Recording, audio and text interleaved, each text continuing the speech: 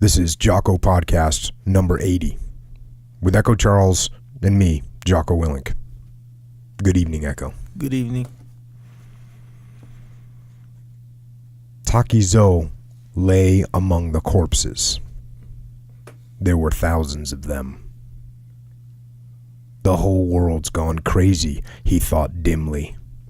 A man might as well be a dead leaf floating in the autumn breeze. He himself looked like one of the lifeless bodies surrounding him. He tried to raise his head, but could only lift it a few inches from the ground. He couldn't remember ever feeling so weak.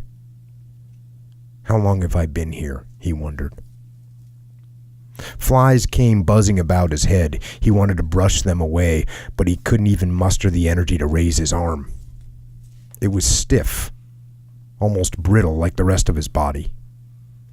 I must have been out here for quite a while, he thought, wiggling one finger at a time.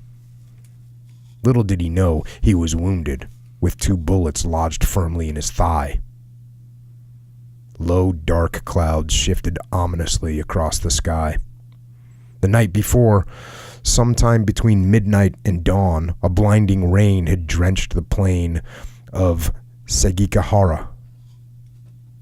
It was now past noon on the 15th of the 9th month of 1600.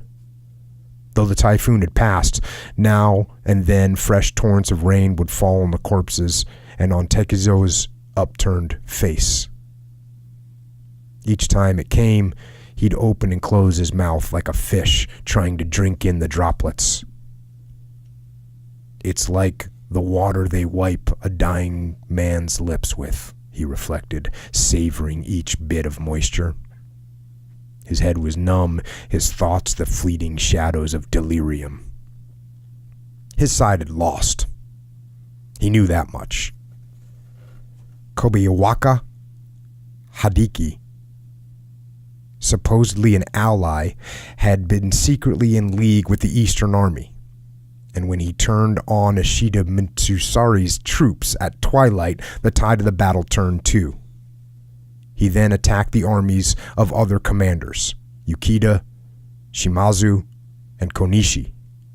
And the collapse of the Western Army was complete. In only half a day's fighting, the question of who would henceforth rule the country was settled. It was Tokugawa Ieyasu, the powerful Edo daimyo. Images of his sister and the old villagers floated before his eyes. I'm dying, he thought without a tinge of sadness. Is this what it's really like? He felt drawn to the peace of death, like a child mesmerized by a flame.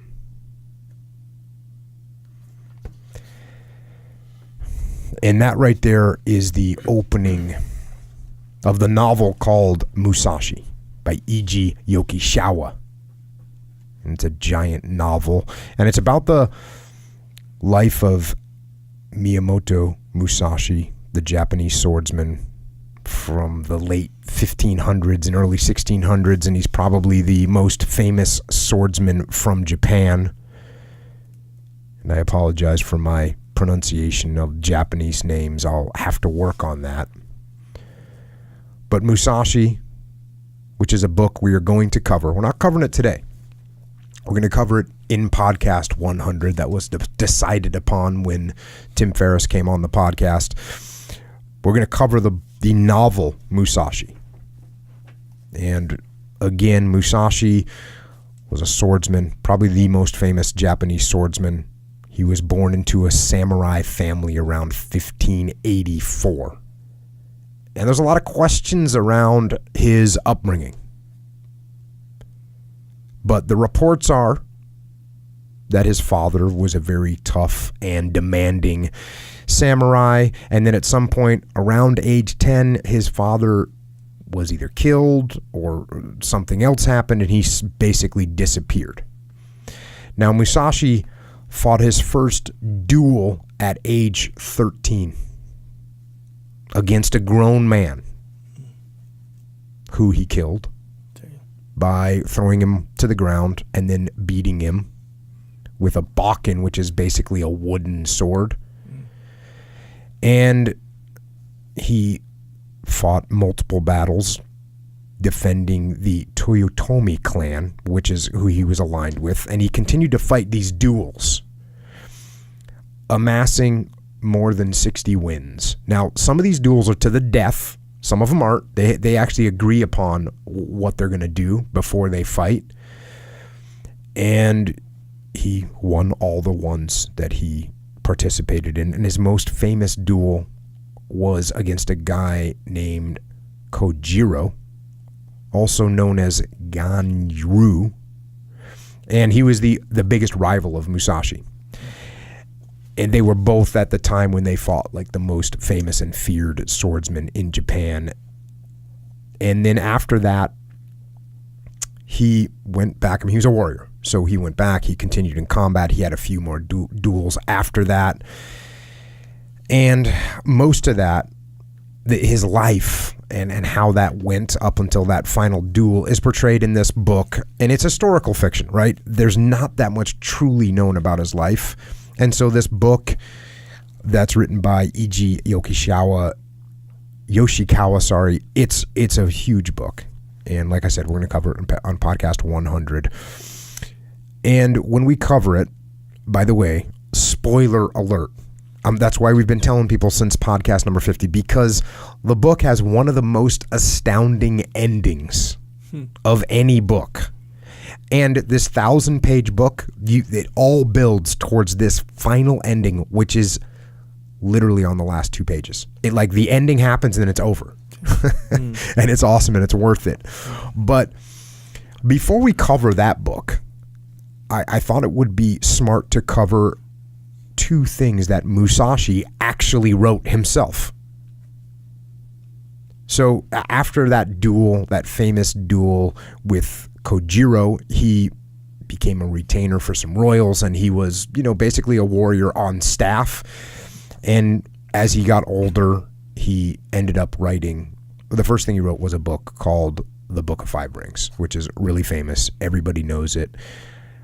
It's correctly translated, or alternative translation is The Book of Five Spheres. And another thing that he wrote was the Dakodo, which one of the translations is The Way of Walking Alone. And we'll get to that, but first we're going to talk about the book that this famous swordsman actually wrote, which is pretty cool when you think about it.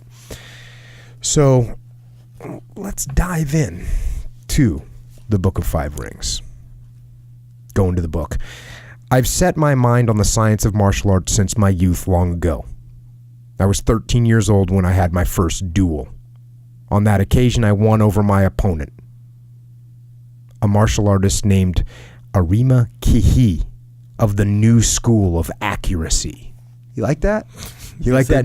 That's the name of the school, the New School of Accuracy. At 16 years of age, I beat a powerful martial artist called Akiyama of the Tajima province. When I was 21, I went to the capital city and met martial artists from all over the country. Although I engaged in numerous duels, never did I fail to attain victory.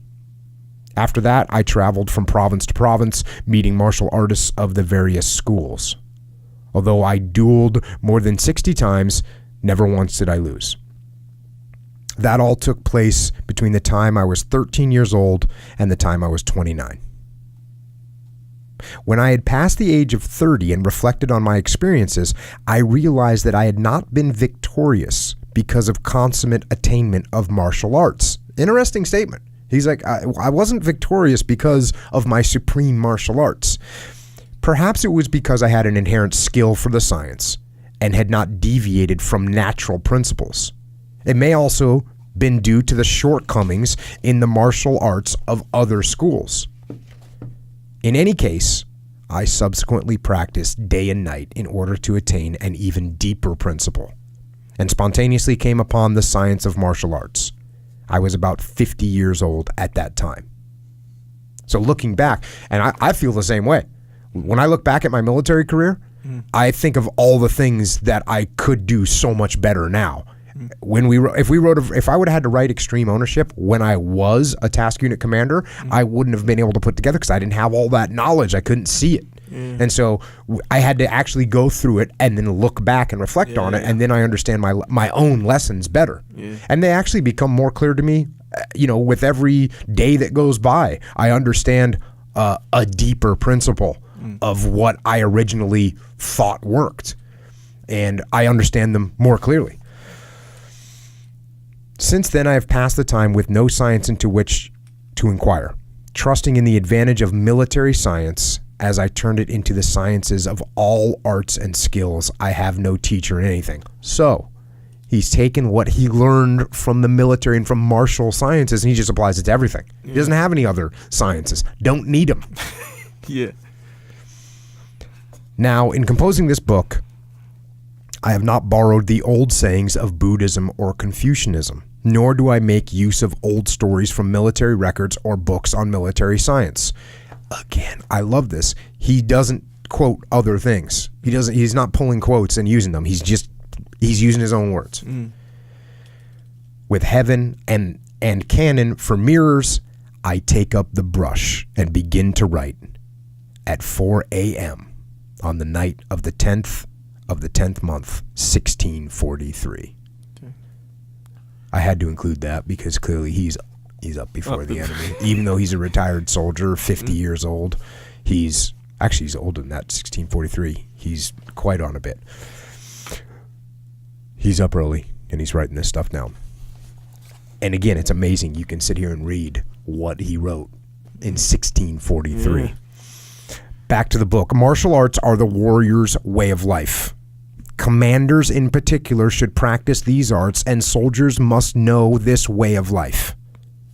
In the present day, there are no warriors with certain knowledge of the way of martial arts. Can you imagine he's saying that when there's literally samurais in existence in Japan, and he's like, these guys don't get it. Imagine what he'd be saying right now, today. First, let us illustrate the idea of a way of life. For the physician, healing is a way of life. A poet teaches the art of poetry. Others pursue fortune-telling, archery, or various other arts and crafts. People practice the ways to which they are inclined, develop individual preferences. Few people are fond of the martial way of life.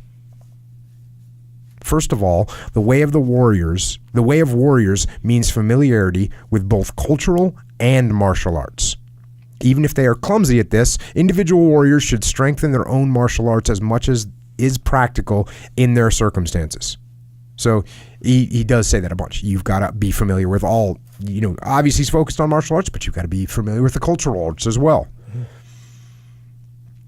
People usually think that all warriors think about is being ready to die. As far as the way of death is concerned, it is not limited to warriors. Medicants, women, farmers, and even those below them know their duty, are ashamed to neglect it, and resign themselves to death. There is no distinction in this respect. The martial way of life practiced by warriors is based on excelling others in anything and everything. I like that. And that is actually what Uncle Jake in the book Way of the Warrior Kid tells young Mark. What's a warrior? A warrior is the one that's doing his best in everything that he does. So I'm down with Musashi on that one. Yep. Whether by victory in an individual duel or by winning a battle with several people, one thinks of serving the interests of one's employers, of serving one's own interests, of becoming well-known and socially established. This is all possible by the power of martial arts. Yet, there will be people in the world who think that even if you learn martial arts, this will not prove useful when a real need arises. Regarding that concern, the true science of martial arts means practicing them in such a way that they will be useful at any time, and teach them in such a way that they will be useful in all things. clearly I subscribe to this. And that's why Extreme Ownership, the book, we say all the time, it's applications to the battlefield, to business, and to life. All the same. Yeah. It's all the same. Back to the book. The field of martial arts is particularly rife with flamboyant showmanship, with commercial popularization and profiteering on part of both those who teach the science and those who study it. The result of this must be, as someone said, that amateuristic martial arts are a source of serious wounds. So, do we see this today? Yes, we do. We see it across the board. We see it with actual martial arts schools in the modern sense of a martial arts school, and that's being beat down a little bit right now, right? Because we have MMA, we have jiu-jitsu, we can actually test, and you can't just run around doing acrobatic kicks that aren't actually functional. Yeah, or that magic one that they do. Yeah, or the demak where you're gonna I'm gonna touch your neck and you're gonna fall to the ground. Yeah. So that stuff has been pretty crushed by not only by MMA but also by the interwebs as a whole. Has fought against that. Remember that website? I think it's a Bullshido. Oh, bullshit. Yeah, legit, because they could go through, show everyone that's full of crap. Yeah. The Bullshido guys. They've been around for a long time too. That website's been around for a long time. I think it's bullshido.com. Yeah. And they show everyone that's full of crap, right? Yeah. Hey, if I settle my chi and aim my chi at you, I can knock you out, right? Yeah. And people actually paid money for that stuff. Yeah. And it's crazy how the guys who go to debunk it, they'll like you see actually more than one where the guys will go to the dojo and be like, "Hey, I'm a skeptic, do your thing to me and knock me," and the guy will be like, "Okay," and then they'll follow through with it, let them film and everything. Joe Rogan and I were talking about that situation that just happened in China where the Tai Chi guy went against an MMA guy and got destroyed. Yeah, because it doesn't work. Yeah, and that's nothing new. There's other ones like that new. Too. And you know what I said on that? I mean, that kind of stuff is, I think, those kind of martial arts are supposed to be more like yoga. It's about stretching, it's about movement, it's about proprioception. It's fine to do. That's cool, but it's not going to stop somebody from doing a double leg on you. Yeah. It's not going to stop somebody from throwing a 4-punch combination at your head. Yeah. Yeah, a trained guy who holds one arm and just beats you down with the other. Yeah, and then the other part of this is you get the guys that are out there, talking about the mental mindset of the special ops and all that, and it's like they're trying to sell magic, right? Yeah. Same thing. Okay, Same thing. The flamboyant. This is what you need to do. It's like be tougher. How's that? Yeah. How about you give that one a crack? But they want to sell the flamboyant. What does he say here? Flamboyant showmanship. Yeah. And you can sell you can sell to people's weaknesses, right? You can sell the mystique. Scared. Yeah, the mystique. You can sell the mystique. You can sell to people's weaknesses. Remember the old. You might not be old enough. Did you ever read Soldier of Fortune magazine when you were a kid? No, I know what that is. But when I was a kid, I was interested in war, so Soldier of Fortune. If I could get my hands on a copy, I read it, and there would be things in there, devastating 14 moves that you learn, and you will never lose a street fight. Yeah, and people would say, that's cool. I'm going to order this VHS tape that'll have the solutions. And you just, it's not. Let's say it's not applicable. Yes, we'll say that. Generally not applicable. Now, of course, if you teach someone some aggressive movements that they're going to do, and they're going to memorize those movements, and then they do it to a person that doesn't know how to fight. Yeah, untrained. Actually, those movements can be effective. Yeah. I'm going to punch you in the head 17 times. You come up to me and say, "Hey, you got a problem?" And then I punch you in the head 17 times. Yeah. With no warning. Like that actually, it worked. I put the person down and then I ran away. That's great. It worked. But it didn't, when somebody came up and squared off to me, or we had a real legitimate situation, it's not going to work. Yeah. Your false sense of security isn't going to help you out anymore. Not going to carry you through, no. So I think it's very interesting that in 1450, we're dealing with this. Or what? No, sorry, not 1450. It's 1643. We're dealing with the same stuff. Mm-hmm. Human nature doesn't change. It's true. All right, going back to the book. In regard to the warrior knight, that path involves constructing all sorts of weapons and understanding the various properties of weapons. This is imperative for warriors. Failure to master weaponry and comprehend the specific advantages of each weapon would seem to indicate a lack of cultivation in a member of a warrior house. I will illustrate the science of martial arts by likening it to the way of a carpenter. Now, I think this is important because it's telling you that no matter what your business is, you got to get in the game. You got to know the various tools of the trade, whether that's the business world, whether that's construction, whether that's no matter what you do. You need to open your mind up. Don't be scared and study what it is in your craft. And, I'd get these guys, these young SEAL officers, and they'd be embarrassed that they didn't know something about a radio, or they'd be embarrassed that they didn't know something about a sniper weapon.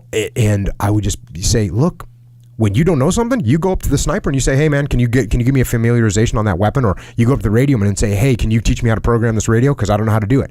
That's what we're talking about here. Instead of just ignoring it or pretending or trying to hide from it, get out there and ask them. And believe me, the sniper and the radio man, they don't look down on you because you said to them, can you show me how to do this? They look at you and say, oh, cool. He's humble and he wants to learn. I'm here. Let's make it happen. So now going back to this idea of the carpenter as an example, back to the book. When sorting out timber for building a house, that which is straight, free from knots, and of good appearance can be used for front pillars. That which has some knots but is straight and strong can be used for rear pillars. That which is somewhat weak yet has no knots and looks good is variously used for door sills, lintels, doors, and screens. That which is knotted and crooked but nevertheless strong is used thoughtfully in consideration of the strength of the various members of the house. Then the house will last a long time. Even knotted, crooked, and weak timber can be made into scaffolding and later used for firewood. Now, what I like about that is, from a leadership perspective, guess what that means? That means you look at your team and you're going to have some strong, squared away looking individuals and squared away acting individuals. They're going to be part of your team, and you're going to have some members of your team that are not so squared away. They got some knots in them and they're a little bit crooked. And what you have to do is you have to learn how are you going to use them, where are you going to put them. They can still, you might have someone that's strong, a little rough around the edges. They're going to be a supporting pillar, not the pillar that you're going to put out front, which is the nice clean cut looking individual who's also sharp. So as a leader, you have to do that. You have to get what you can out of all your pieces of wood. I love the idea from a leadership perspective, the idea of looking at it as being a carpenter, because there's a couple different things. Not only do you have to learn how to use these different tools of leadership. So there's all these different tools that you use in leadership. There's all these different ways of communicating with people and how you interact with people. And you have to learn all those different tools. But then you have to learn that you need to use the tools differently on different human beings because they're going to take a different reaction to them. And then the different types of human beings actually have individual personalities. So it's exactly like woodworking in the fact that you've got, not only do you have different types of wood, but you also have different types of wood that has individual issues. Like a piece of birch is a lot different than a piece of ipe. Ipe is hard wood. Ipe, I think it has a burn rating that is higher or the same as concrete. Think about that. I'm not kidding. You throw ipe in the water, it sinks. I got a big deck made out of ipe. It's awesome. Just it's a very hard wood, but you have to use a different tool. You have to use the tool differently than you would with a piece of pine, which is very soft. And that's the way people are too. That's the way human beings are. You have to know how to use the tools, and then you have to learn how to modulate the tools correctly with each individual piece of lumber.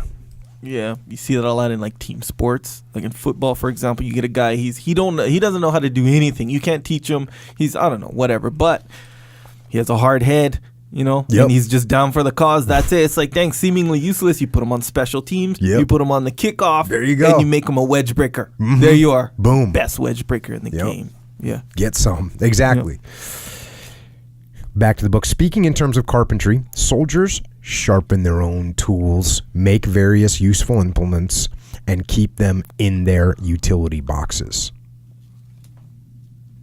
obviously. Same correlations there.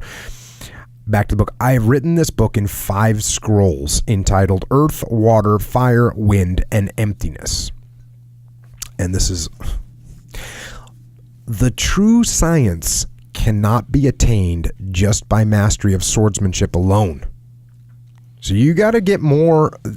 And I think it was on the first Tim Ferriss podcast I was on. I think he asked me, what was the most complicated mission that you did? And I was like, hey, the missions aren't complicated. What's complicated is dealing with human beings. That's the hard part. That's the hard part of leadership. Yeah. Dealing with shooting a machine gun, I mean, there's some skill to it, but it's infinitely easier than trying to lead men in combat. Yeah.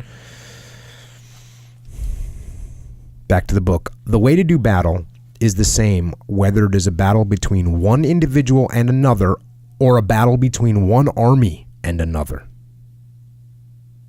You should observe reflectively with overall awareness of the large picture as well as precise attention to small details.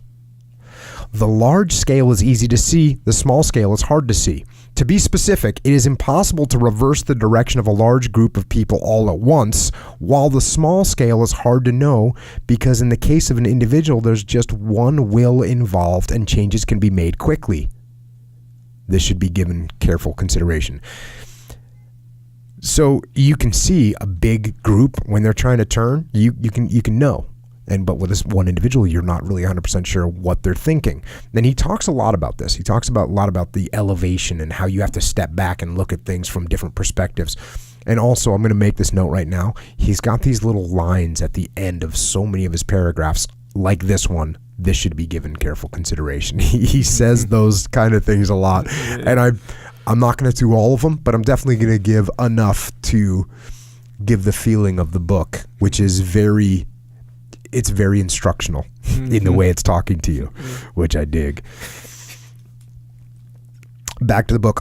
This is interesting. Back to the book. Unless you really understand others, you can hardly attain your own self-understanding. That's the opposite of what we normally think. We think, oh, I got to know myself first, and then I can understand other people. He's saying you got to understand other people, and then you get to understand yourself. And I think that's very useful because we should see ourselves in other people. We should look at other people and say, I know what they're doing. I do that too. Yeah. Back to the book. In the practice of every way of life and every kind of work, there's a state of mind called that of the deviant. Even if you strive diligently on your chosen path day after day, if your heart is not in accord with it, then even if you think you're on a good path from the point of view of the straight and true, this is not a genuine path. If you do not pursue a genuine path to its consummation, then a little bit of crookedness in the mind will later turn into a major warp. Reflect on this. Right? And that's great advice. And you know what that makes me think of is when people ask me, which they ask me a lot, about joining the military. Hey, I want to join the military. I want to go in the SEAL teams. I want to support the country. That's awesome. But you better make sure that you're doing it because it's a true path to your heart. If you're doing it for some other alternative reason, it's going to be a warp that'll show up later. Now, doing 4 years, a 4-year hitch in the Marine Corps, in the Army, in the Navy, in the Air Force, it's going to be good for you. And it's not like it's a permanent lifetime thing, and it'll probably teach you a lot. But if you're going to do something, you got to remember that you sign that dotted line and you might be going to war. Yeah. And if you have that, if you're not doing it for the right reasons, you're not going to be a happy person when you're over in the combat zone. Yeah, man. It's not going to happen. So stay true to your path and make sure that the path that you're on is something that you really want to do, something you really want to believe in, or something that you really believe in. Now, Musashi fought with 2 swords, a longer sword and a short sword. That was kind of his trademark, and I think he's credited with creating that form of fighting. And some other samurai carried 2 swords, like a primary and a secondary, but he used 2 swords simultaneously, which is pretty legit. Yeah. So, back to the book. The real thing is to practice the science wielding both swords, the long sword in one hand and the short sword in the other. When your life is on the line, you want to make use of all your tools. No warrior should be willing to die with his swords at his side without having made use of his tools. However, when you hold something with both hands, you cannot wield it freely, both right and left. My purpose is to get you used to wielding the long sword with one hand. So, know your tools. Practice with them. Here we go. The long sword seems heavy and unwieldy to everyone at first. But everything is like that when you first take it up. A bow is hard to draw. A halberd is hard to swing. In any case, when you become accustomed to each weapon, you become stronger at the bow, and you acquire the ability to wield the long sword. So when you attain the power of the way, it becomes easy to handle. What's that saying? It's saying practice. Mm-hmm. And it's also saying the same thing that one Uncle Jake told young Mark, hey, you're not going to be good at this at first. Of course you can't do pull-ups. You haven't practiced them. Of course you don't know your times tables. You haven't practiced them. And it's the same thing in any job that you're in. You have to practice it. You're not just born programmed. You have to program your own mind. Yeah. Work you have to do. Back to the book. In my individual school, one can win with the long sword and one can win with the short sword as well. For this reason, the precise size of the long sword is not fixed. The way of my school is the spirit of gaining victory by any means. And what I like about this, and he talks about this more, and I don't know how much of I hit, but he's got an open mind. Even though he's very direct about what he knows works, he's also saying, hey, look, the sword, I'm not worried about the length of the sword. I'm worried about what works and winning and achieving victory by any means necessary. That's an open mind. Mm. In the martial arts of my individual school, it is the same for one man as it is for 10,000. As far as paths are concerned, and well, before I go on past that, this is why, for me, it's very easy to make these correlations because I talk about all the time the similarities between jiu-jitsu, which is a one-on-one match against another human being, and being on the battlefield. And the things that you're doing are the same. The combat principles don't change. You're trying to flank people. You're not trying to attack the hardened targets. You've got to know when to back off. You've got to know when to attack. You've got to seize the moments. All those things are the same. So Musashi realized this, obviously. Back to the book. As far as paths are concerned, there are Confucians, Buddhists, tea connoisseurs, teachers of etiquette, dancers, and so on. These things do not exist in the way of warriors. But even if they are not your path, if you have wide knowledge of the ways, you encounter them in everything. In any case, as human beings, it is essential for each of us to cultivate and polish our own individual path. Important. And again, I get questions about life. People want to make decisions about their life. And the answer is, look, go out, research, but you need to cultivate your own path. You need to figure out, and you can do that. You need to learn, you need to educate. And I certainly answer all kinds of questions about that. But at the end of the day, the person that's signing the dotted line, the person that's going to, drop out of college so they can join the military or drop out of their, sometimes I'll get, hey, I want to leave this job to start my own business, right? Yeah. Those are the kind of things, they're big decisions. And you gotta make that, like, I can't be responsible for that decision. Yeah. That I can give you some perspective, and my perspective is, for those, you gotta know if you're gonna join the military, you better know that's truly what you want to do. For leaving your job that you don't like anymore because you want to start something new, set things up, set up an exit strategy, plan for it, suck up the job that you don't like while you're saving money, while you're getting a landing place ready, and then slowly, make your transition when the time is right. Yeah. Don't just get frustrated one day, quit, and then you're sitting there with no income, no way to get anything started. then you're desperate. Yeah. And when you're desperate, things aren't going to go well. It's not good to be desperate.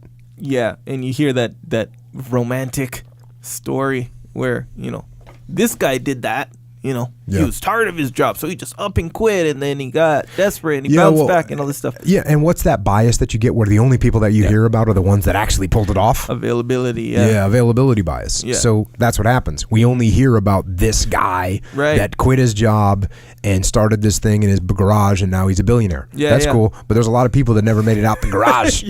Still there. And they ended up at, a job they didn't want, even worse. Yeah, or went back the next week begging for their job back, and now they got a small demotion and, whatever. Back to the book. In distinguishing the advantages of the tools of warriors, we find that whatever the weapon, there is a time and a situation in which it is appropriate. Absolutely. Listen to this. You should not have any special fondness for a particular weapon or anything else for that matter. Ooh, dang. Too much is the same as not enough. To entertain likes and dislikes is bad for both commanders and soldiers. Pragmatic thinking is essential. I mean, just insert that, open your brain and put that in there. So often we get the little likes and dislikes. You know what a pet peeve of mine is? What? The word pet peeve. That bothers me. Yeah.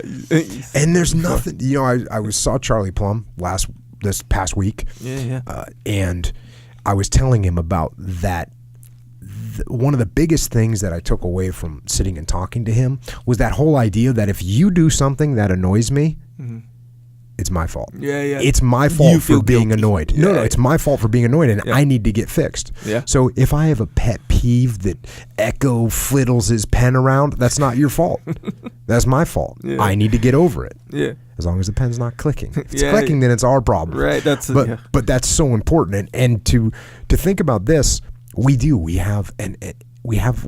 like things, and you know what we generally like? What we're good at. Yeah. Right? Think about jiu-jitsu. Yeah. I'm so guilty of this. Mm-hmm. I'm like, I submitted 14 people today. Come here, all of them. Yeah. Right? Yeah. Or guillotine, right? Yeah. I don't open my brain up enough. Yeah. Guard pass one side only. Yeah, guard pass one side only. Yeah. I got to break that. Yeah. I got to get less fondness for particular weapons. That's such good. It's because it's so hard. That's such good advice. Yeah, it's so hard. I mean, think about everything. Even like, you probably have your favorite gun. You have your favorite everything, really. Yeah. I prefer gi. I prefer no gi. I prefer this gun. I prefer the, Yeah. Dang. Got to be careful of that. Yeah. Pragmatic thinking is essential. Now, here we go. Back to the book. Rhythm is something that exists in everything. But the rhythms of martial arts, in particular, are difficult to master without practice. Harmony and disharmony in rhythm occur in every walk of life. It is imperative to distinguish carefully between the rhythms of flourishing and the rhythms of decline in every single thing.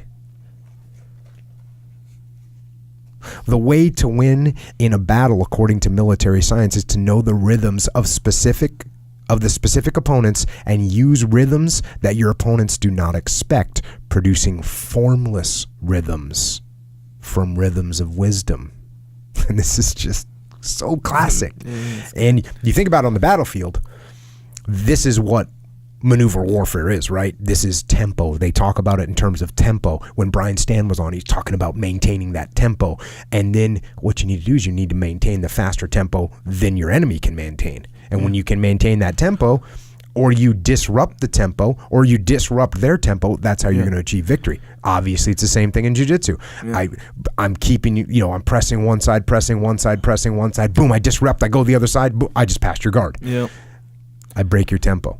And even in basketball or soccer, that change of pace. Mm-hmm. You come down the field going at a certain speed, then you speed up, slow down, and you change that tempo. That's how you pass. Yep. Boxing too. The whole idea of a counterpunch is that. Yeah. What did Saulo Ribeiro has this really famous saying. He said, it's about being late, So like if someone basically out tempos you or out or disrupts your pattern, and then now you have to catch up when you're late. He says when you're late, you muscle. When you muscle, you tire, and when you tire, you die. I might have missed one, but I think that's it. Those are pretty straightforward. I don't know what you would have missed, because that's true. When you get someone off tempo, when someone has me off tempo, because now you're chasing them, and you're trying to hang on, and things are happening, and you don't know it. And if he does that thing where he keeps the pace, and he just, it's like he's pulling ahead until you die. Yeah, until you die. Check. Here we go. Just straight breaking it down right here. Back to the book. For people who want to learn my military science, there are rules for learning the art. 1. Think of what is right and true. 2. Practice and cultivate the science. 3. Become acquainted with the arts. 4.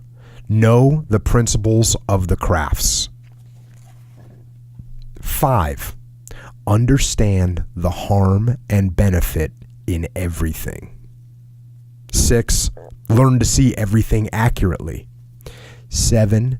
Become aware of what is not obvious. 8. Be careful even in small matters. 9.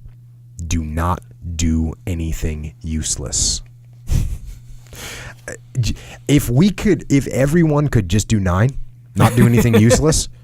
Think about that. Think about how powerful that is.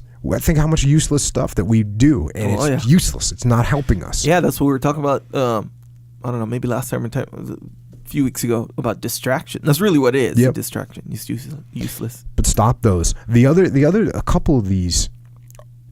Understand the harm and benefit of everything. Learn to see everything accurately. Become aware of what is not obvious. Those, to me, are all about detachment. You've got to be able to detach from what's going on to be able to see things accurately. You've got to be able to detach to be able to see the harm and benefit in things. You've got to be able to detach to be able to see what's not obvious. And the more caught up you are in your head or in the chaos in the situation, the more you're going to miss those important factors right there. Back to the book. First of all, keep martial arts on your mind and work diligently in a straightforward manner. Then you can win with your hands, and you can defeat people by seeing with your eyes. Furthermore, when you refine your practice to the point where you can attain freedom of the whole body, then you can overcome people by means of your body. And since your mind is trained in this science, you can also overcome people by means of mind. When you reach this point, how could you be defeated by others? So he's talking about you need to refine your practice to the point where you get freedom. I think I might have said something along those lines, right? Discipline equals freedom all day long. All day long. Refine your practice until you attain freedom. Think about that. Practice until you get free. You don't just expect freedom. You don't get freedom by acting free. No, you get freedom by discipline. So like jiu-jitsu, for example, right? You know how when you're a white belt, brand new, they teach you the move. Here's the move. Here's the step 1, step 2, step 3. You practice that enough times along with all the other moves. Now you're just jumping in there and flying. The moves are flying, just going on almost automatically. Right. You're just free to do whatever move at whatever time you want. It's the exact same thing on the battlefield. You drill drills, and you become, your team, your platoon, your squad becomes so fluid with them that they can adapt and they can change them, because that's what we're really talking about. They have the freedom to move. They have they know the rules so intuitively that they become just part of the way they act as humans. It's like have you ever been showing a move in jiu-jitsu, or someone's been showing a move on you, right? Like, let's say you're gonna show the guillotine on me. And so you pull me over and you shuck me down, and as you shuck me down, I counter it, like not on purpose, because I know you're just trying to show the move. But I like automatically turn my head, grab your arm, and I'm just like, oh, I can't do that right now. I can't counter the move. But that's not my brain doing that. That's pure instinct, right? Pure instinct. It's almost like you have to consciously not do it. You have to consciously not do it. And then after you consciously not do it 5 times, for the example, you got to like drill it 3 more times just to make sure you're good to go.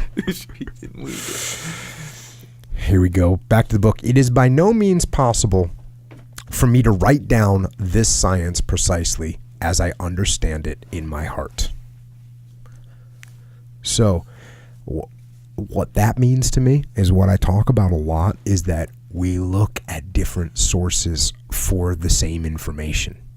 We want to know about human nature. We want to know about leadership. We want to know about war. No one has the ability to just get it right. Yeah. So that's why we come at it from different angles. That's what we do. Just like in jiu-jitsu, when you learn an arm lock from Jeff Glover and you learn an arm lock from Dean Lister, they're going to get, Jeff Glover will give you 82 points of performance. Dean Lister will give you 82 points of performance. 73 of them are overlapping, but there's some 9 that are a little bit different, and that's where you make up. And some of it's going to work. Some of Glover's stuff's going to work a little bit better for me than it is for you. But then some of Dean's stuff's going to work better for you than me. But then some of those we're actually going to combine what both of them say, and we're going to end up instead of 82 points of performance, we're going to end up with 116. And now our arm lock's a little bit better. Yeah. This is deep, bro. Yeah. So here we go. Pay attention. The science of martial arts is not just a matter of reading these writings. Taking what is written here personally, do not think you are reading or learning, and do not make up an imitation. Taking the principles as if they were discovered from your own mind. Identify with them constantly and work on them carefully. This is so critical. And it's like I say on the podcast. For a while at the end of the podcast, I was saying, don't just listen. Yeah. Do. Because just listening doesn't help you. You have to go more than listen. He's saying you have to do more than just read. And it's interesting, we get people that are really into either podcast, they read the book, and I talk to them. We have clients that brought us on to help their company, and they love extreme ownership, and they feel like they're fully on board and understand the principles and all that, and then you get in there and you start talking to them about what they're doing, and they're missing them. And it's because they don't detach. They're looking out at everyone else. They're not looking at themselves, and it's hard because they read them, right? They listen, but they don't know what to do. They know what to do, but they got to do it. Yeah. So that's hard. That's detachment becomes important there too. To detach from yourself and actually think about what you're doing is very hard. And without doing just that, you won't be successful. And I like how he says you take these ideas and make them like as if they were discovered in your own brain. How do you apply them to your life? That's one of the things that's so good about the muster, is because with the interaction, it can be hard for people to birth these ideas from their own mind. Like to take the seed that comes from extreme ownership or comes from the podcast, to take that seed and plant it and have it grow, it can be hard to do that. They look at the seed, they hold the seed as sacred, right? But they're not putting it in there and letting it grow and watering it. When you come to the muster, what's cool about it is you get to ask the question and say, hey, what's going on with this? Explain this to me. And then we get to give our perspective, and now we make a connection. Now that seed gets a little water on it, a little fertilizer, and starts to grow. And also you get pulled out of your own head, because when you hear 3 other people's questions that are similar to what you're doing, but again, you can't just listen to someone else's question and go, oh, I see the answer to that. You have to say, wait a second, how does that answer apply to me? It's a big deal. Back to the book. In the science of martial arts, the state of... Oh, man, this is...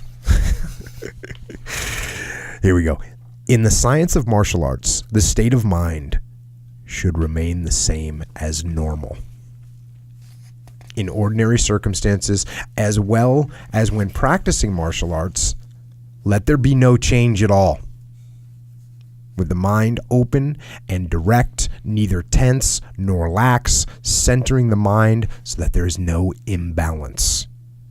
Calmly relax your mind and savor this moment of ease thoroughly, so that the relaxation does not stop its relaxation even for an instant. So you want to remain calm. So I'm going to put myself on report here. So I used to play this game with my kids. Sure. I would take the inside of wrapping paper. You get that sword. It's like a cardboard sword. It's like a cardboard tube. It's like a giant toilet tissue tube, right? Yep. And I used to play this game with my kids. It was called Normal Face. Okay. And I would line them up. And you had to keep your face totally normal. No expression. Mm-hmm. Not a smile, not a laugh. If you didn't have a normal face, you were getting cracked with the tube. And so all my kids would line up and they would just get the most blank expression on their face. And I would, I'd do something to try and make them laugh or try and make them startle. Get scared. What's that word? When you flinch, I try and make them flinch. Like I might swing at them and they flinch. And now, you just learned. Even if you flinch, like I was going to crack you. Right. And now you flinch. Now you get a crack. Because you flinched. And it was a lot of fun because the kids, because once you crack, one kid, then the other two kids laugh, crack, crack. Right. We line them up. Yeah. It's good. But my goal in that, besides have fun with the family, because head trauma and all that can be very fun for the family. Just kidding. There's no head trauma happening. No. But it was fun to play and the kids would laugh, but also get them to control their emotions, right? You get them to not be so readable to everyone. Get them to control their emotions, get them to relax. So you got to play Normal Face with your kids sometimes. It's good. Jocko's version. It's good. Holiday fun. When you see a kid in a frustrating situation and they've got Normal Face, you're impressed, right? Yeah, right? Yeah, it's good. Right? Yep. Even when you see an adult in that situation, you see some pressure going on and they got the normal face. Dang. Just looking at them. Good. Yep. Like, okay. Oh, you're screaming and yelling? Cool. Normal Face over here. Yeah. Who do you guys want to follow? Normal Face guy or freak out guy over there? No. No, not freak out guy. So, yeah, child services, you can come and get me. But that's what those tube things are kind of for. Yeah, in a way. No, of course. They're made to crack your kids in the head with them and have fun. Some kind of cracking device. Yeah, yeah. Well, they're just so perfect. Yeah. No, what's more perfect than them is you can get the foam. You use them to cover hot pipes in your house. Yeah. And it's just little foam tubes. Yeah. Those things are the best. Because I could literally hit you as hard as I possibly could, and it doesn't even hurt at all, but it makes a cool noise. I used to make swords with those things. I used to put a little PVC pipe at the end of it, but not the whole thing, because that PVC pipe, that's not kind of painful. That's injuries. Yes. But you just put enough of that so you have a handle. So just a hand, and then you have this little that foam, and you can. My wife, the first time she saw us doing it, my wife freaked out. I'm in there, I'm wailing on my kids because you're doing full barbarian like overhead smashes with these swords as hard as you possibly can. Yeah. And it doesn't hurt at all. Yeah. At all. Those are good too, because it does make a little crack noise. Yeah. They're fun. For the effect. Yeah. Kind of flimsy though. No, that's the thing. They're not rigid. Flimsy. They're surprisingly rigid. Dang. That's why they're so effective for the Normal Face game. That's as Normal Face advanced. I went through, because you don't have that many wrapping paper tubes. So I'm like, okay, we need an alternate here. We need an alternative. Yeah. We need to keep this going. Yeah, go to the basement. Yeah. Get those pipe covers. I went to Home Depot and bought them. I was doing a project at my house, and then I had that left over. And of course, I'm looking at it, tube. I'm thinking sword. I'm thinking Normal Face. Let's get it on. And I've discovered a perfect play weapon. There you go. Boom. Back to the book. Once you have sharpened your intellect to the point where you can see whatever in the world is true or not, where you can tell whatever is good or bad, and when you are experienced in various fields and are incapable of being fooled at all by people of the world, then your mind will become imbued with the knowledge and wisdom of the art of war. Isn't that interesting? Can you hear about how you get infused with the knowledge of the art of war? It's by understanding people. That's how you get there. That's how you get there. Back to the book. There is something special about the knowledge of the art of war. It is imperative to master the principles of the art of war and learn to be unmoved in mind, even in the heat of battle. Normal Face. Generally speaking, it is essential to make your ordinary bearing, the bearing you use in martial arts and make the bearing you use in martial arts your ordinary bearing. This should be given careful consideration. So, you're normal. You should be normal all the time. That's how you should be. Whether you're fighting, whether you're in combat, or whether you're at dinner. Keep it ordinary. Keep it normal. He's talking here about the focus of the eyes. A specialty of martial arts is to see that which is far away closely and to see that which is nearby from a distance. You gotta have that perspective. That's why you don't get drawn into, like, when your platoon's got a mission, you don't get into planning with them, because then you'll be so close that you can't see what it looks like from far away. Yeah. In martial arts, it is important to be aware of opponent's swords and yet not look at the opponent's swords at all. This takes work. This matter of focusing the eyes is the same in both small and large scale military science. It is essential to see both sides without moving the eyeballs. So you got to work that peripheral vision. Again, officer candidate school. You can't look at your food. We didn't know why they made us do that. We thought it was just torture. Yeah. You can't look at your food while you're eating. You got to look straight ahead. So why would they make you do that? So you improve your peripheral vision. You cannot look at your food. Try it sometime. Yeah. You have to develop your peripheral vision. And this idea of both large and small scale military science being able to see that which is far away closely and that which is close from a distance. That's detachment. Mm-hmm. You're embroiled in that thing that's close to you. You got to detach from it so you can see what it looks like. And the thing that's far away, you got to get into it. You ever hear two people debating or something? Not professional debaters or nothing, but they're arguing a point, one guy's point versus the other guy's point. And with debate, a lot of time comes interruption, like you're saying something and I interrupt you, right? And then every once in a while, you'll notice one person say, hey, can I finish? You keep interrupting me. And then the other guy might say, well, I'm just saying you got to. And slowly that debate of the two important issues escalates. Gets pushed to the side, actually.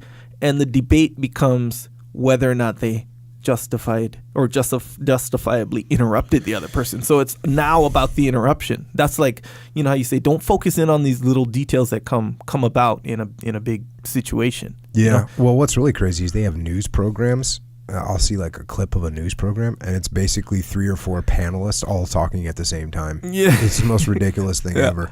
Yeah. That's another thing. I think it was Joe Rogan was saying, when we were talking about podcasts themselves, he was saying the news people need to learn from podcasts. Yeah. That you don't need to have people on for 4 minutes, 3 people, 4 people, 5-person panel. They're all talking at the same time. Yeah. They're all looking to get that big zinger, point across that they pre-planned, and then they try and drop it. It's just garbage. It's just garbage.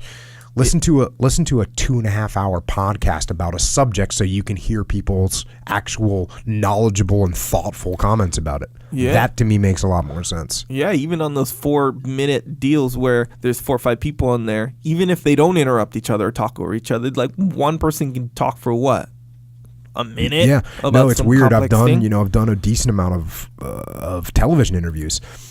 And it's even when you're in it, it's even shorter than it seems like when you're watching it. Because you just have to say whatever it is you're going to say. You just got to say it in 1, maybe 2, maybe 3 sentences. Yeah, yeah, and that's how they get you too. Like let's say if it's like a sided issue, you say the one, and there's so many details and nuance to it, But man, I got to get my core point across. Meanwhile, there's all this nuance. Do you think that the news companies are doing that because people's attention spans have gotten so short that they just think, that's the best way we can do this is just we put them on there for 4 minutes. If someone doesn't like this subject, they'll got someone else coming on, and in 4 minutes later after the commercial break. Yeah, maybe. I think it a lot of time has to do with just the show is just a certain. But I think that is what they're trying to do. I think they know attention spans are short, but I also think that attention spans have been so coddled now that people actually want the long format. That's why I think podcasts in general are doing really well, because people want to get engaged and listen to an actual opinion. Yeah. Or not even an opinion, but facts, or it's an opinion or facts. They want to listen to a full thought, right? A fully encompassed thought about something. Yeah. Not one-liner, zinger, hey, I got you. Yeah. Boring. I can't watch it anymore.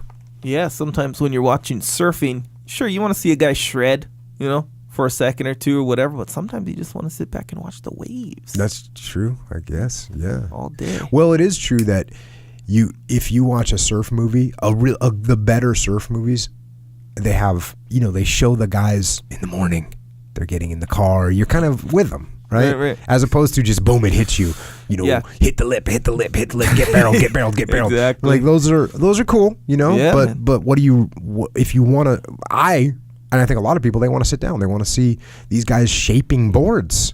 Sure. Morning of the Earth, they're shaping boards. You're shaping boards, and then they're going out and surfing the board that they shaped in the morning. They shape it, glass it, go out, surf it, come back, adjust the fin, make a little. Let's shave the fin down. That's pretty cool to watch. Yep.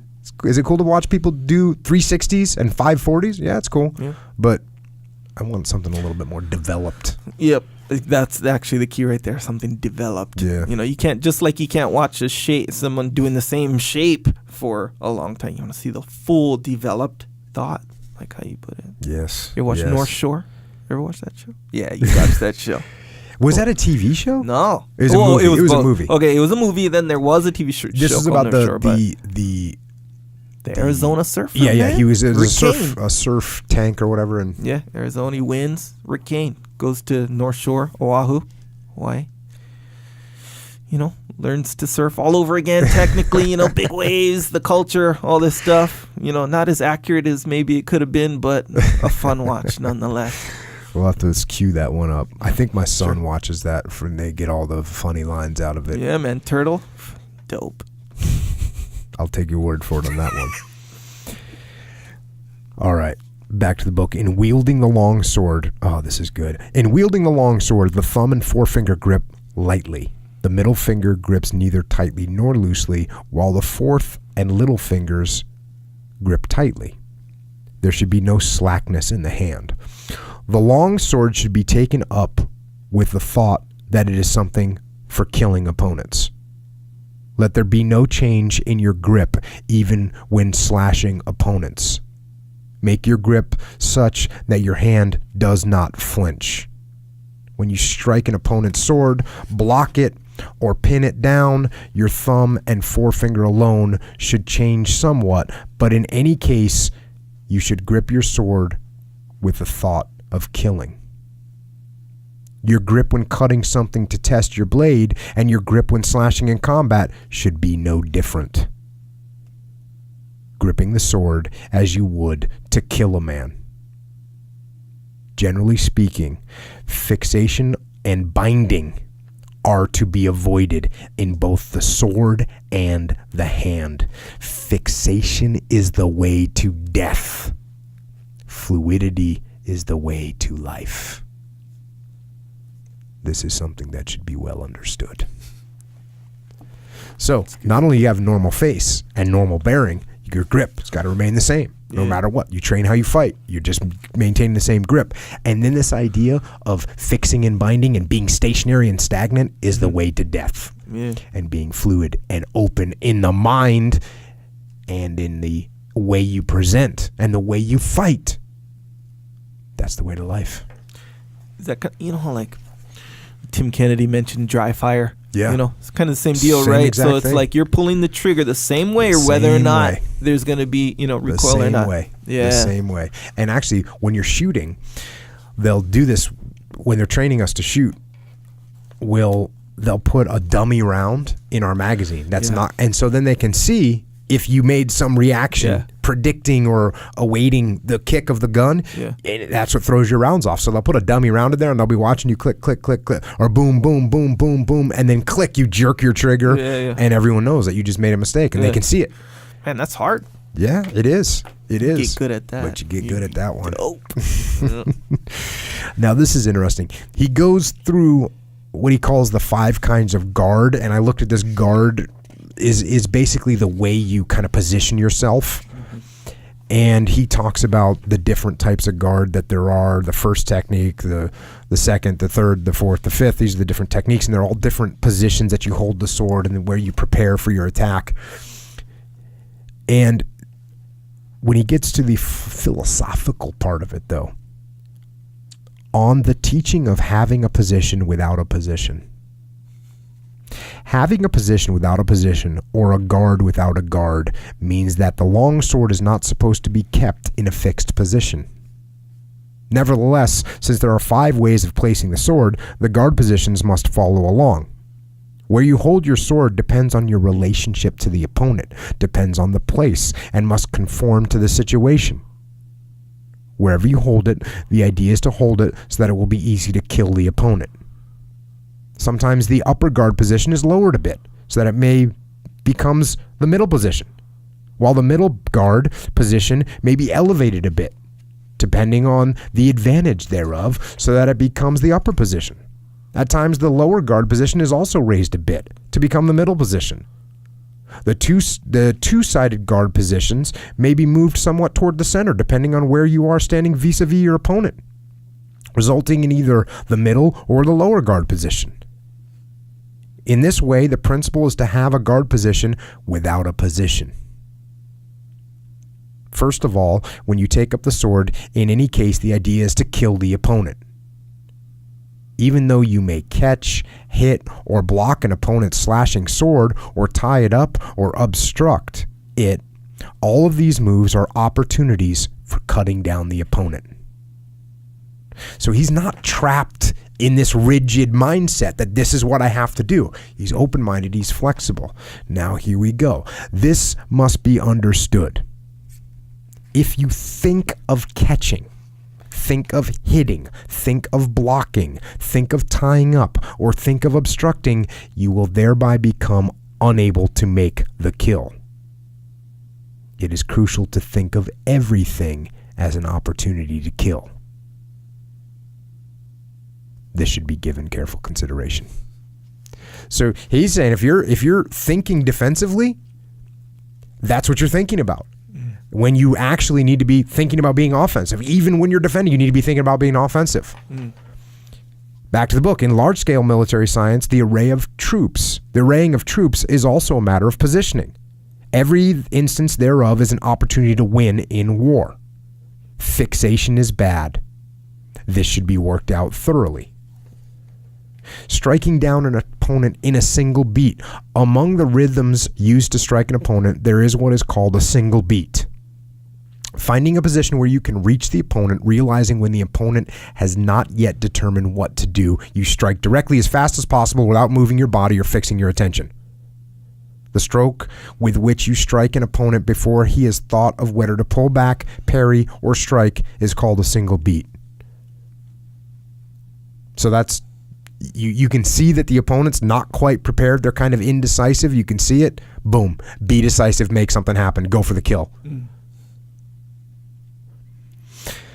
The rhythm of the second spring. The rhythm of the second spring is when you're about to strike and the opponent quickly pulls back or parries. You feint a blow and then strike the opponent as he relaxes after tensing. This is the stroke of the second spring. So again, we see these all the time in jiu-jitsu. We see it in everything. The sticky body means getting inside and sticking fast to an opponent. When you get inside the opponent's defenses, you stick tight with your head, body, and legs. The average person gets his head and legs in quickly, but the body shrinks back. Sticking to an opponent means that you stick so close that there are no gaps between your bodies. This should be investigated carefully.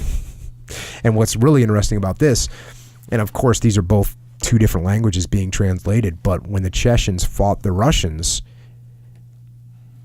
in Chechnya, one of the things that the Chechens did was they called it this sticky. They stuck to the Russians. So the Russians had air support, the Russians had artillery, and the only way to negate that or mitigate it for the Chechens was to get so close to the Russians that they couldn't use their own superior air power. Yeah. And it's the same thing with jiu-jitsu. I mean, obviously a grappler is going to get close so that they can avoid the strikes of a striker. Yeah.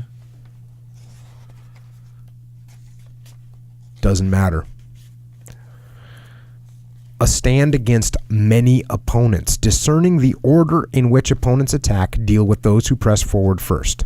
Keeping an eye on the whole picture, determining the stands from which opponents launch their attack, swinging both swords at the same time without mutual interference. It is wrong to wait. Prioritize and execute. You got multiple people coming after you, or you're being attacked on multiple fronts. You need to prioritize and execute. Advantage in dueling means understanding how to win using the longsword according to the laws of martial arts. This cannot be written down in detail. One must realize how to win by practice. Study carefully. So, again, you're not going to get it just by reading. You're not going to get it just by listening. You got to do it. You got to practice it. Mm-hmm. Thinking unhurriedly, understanding that it is the duty of warriors to practice this science, determine that today you will overcome yourself of the day before. Tomorrow you will win over those of lesser skill, and later you will win over those of greater skill. Practice. This is something that requires thorough examination, with 1,000 days of practice for training and 10,000 days of practice for refinement. Get it on. As far as my military science is concerned, I have discerned the principles of living and dying through numerous duels in which I set my life on the line, learning the science of the sword, getting to know the strength and weaknesses of opponents' sword blows, comprehending the uses of blade and ridge of the sword, and practicing how to kill opponents. In the course of doing this, little sissy things never even occurred to me. Especially when one is in full combat gear, one does not think of small things. I thought that might be worth noting. Yes. Don't be thinking about the little sissy things. Now he's talking about here the physical situation, meaning what's going on. In discerning the lay of the physical situation, there is what is known as positioning yourself with the sun at your back. This also applies indoors. So general idea is you want to make sure that you put the sun behind you so that it's hard to see you. Now, what you have to be careful is today, live, real military scenarios, you got to be careful that you're not silhouetting yourself. So at nighttime, you get on a ridge line or you get light behind you, it can be easier to see you unless it's a bright blinding light, and then it becomes efficient. So there's a big difference between a bright blinding light and silhouetting yourself. So be careful of that.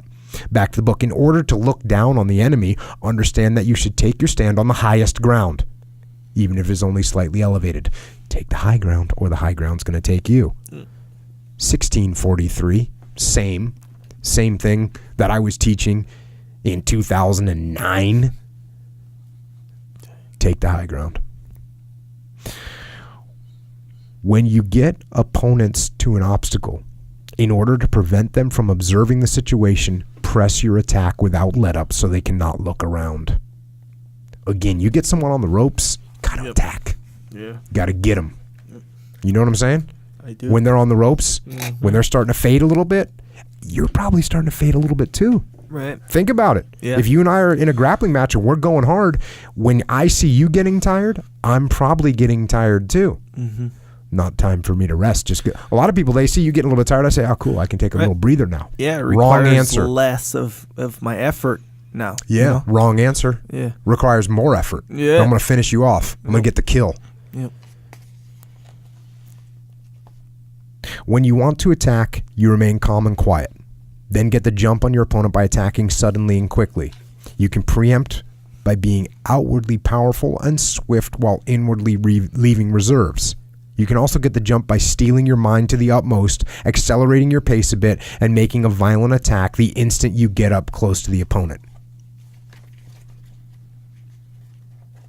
In case the opponent attacks swiftly, you attack calmly yet powerfully. When the opponent gets close, tighten your bearing with absolute resolve, and when the opponent shows signs of slacking, overcome him with force immediately.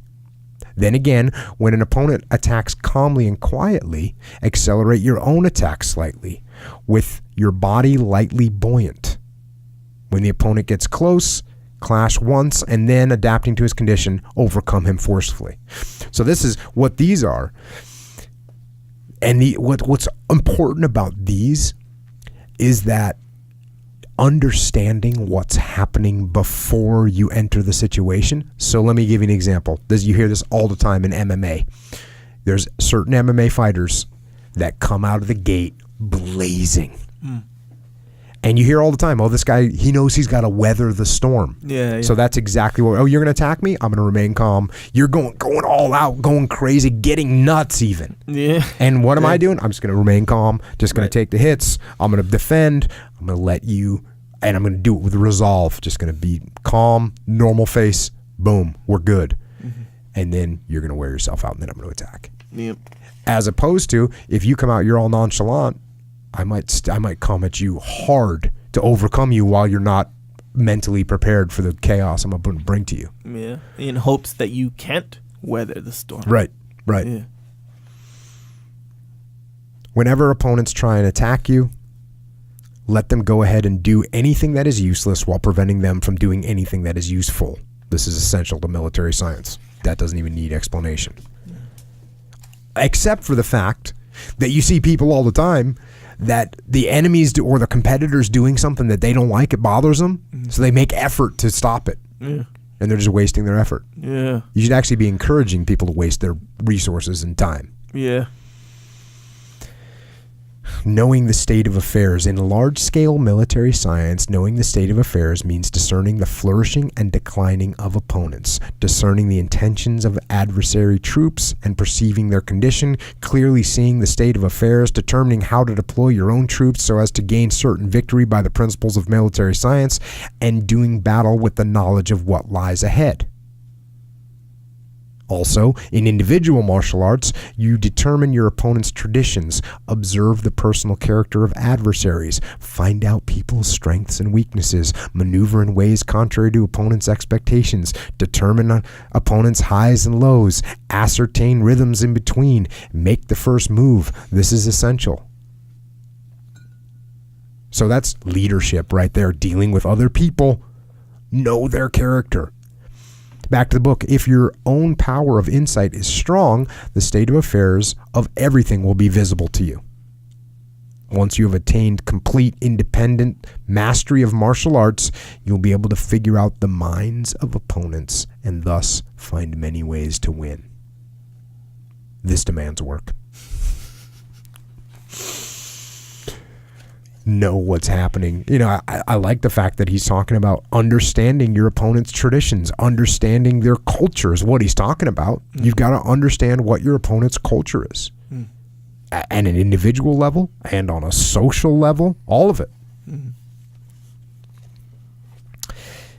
Disintegration is something that happens to everything. When a house crumbles, a person crumbles, or an adversary crumbles, they fall apart by getting out of rhythm with the times. In large-scale military science, it is also essential to find the rhythm of opponents as they come apart and pursue them so as to not let openings slip by.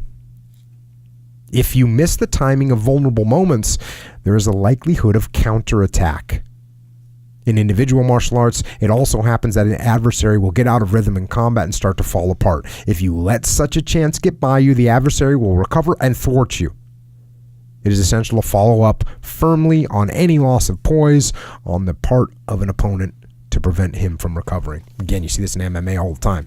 Get that guy on the ropes, get that guy dazed. You got to get on him, finish him. And that's how tired people get. In MMA, you'll see somebody really, really rocked and losing their bearings, and the other guy won't even be able to pursue him because he's tired or overly cautious. And then you know what else you get? You get the guy that goes nuts and gasses himself out, trying to finish a guy so hard, and the guy just hangs on, ties him up, whatever, and then all of a sudden the tables turn. Yeah, and that typically what that is when they punch themselves out. Yep. Is what they call it.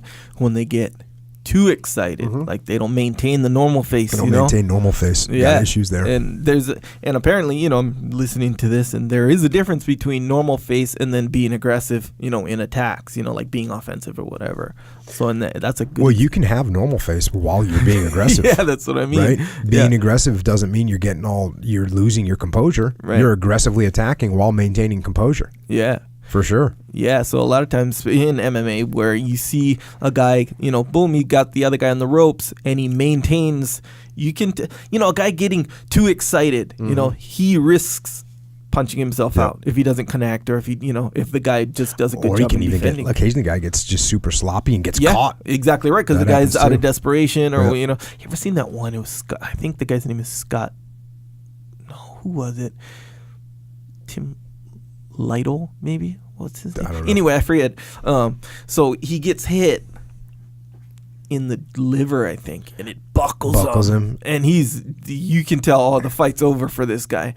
And the other guy comes running in, haymaker style, like sloppy, but super aggressive, and he sneaks one in as the guy's knocks him out. Yep.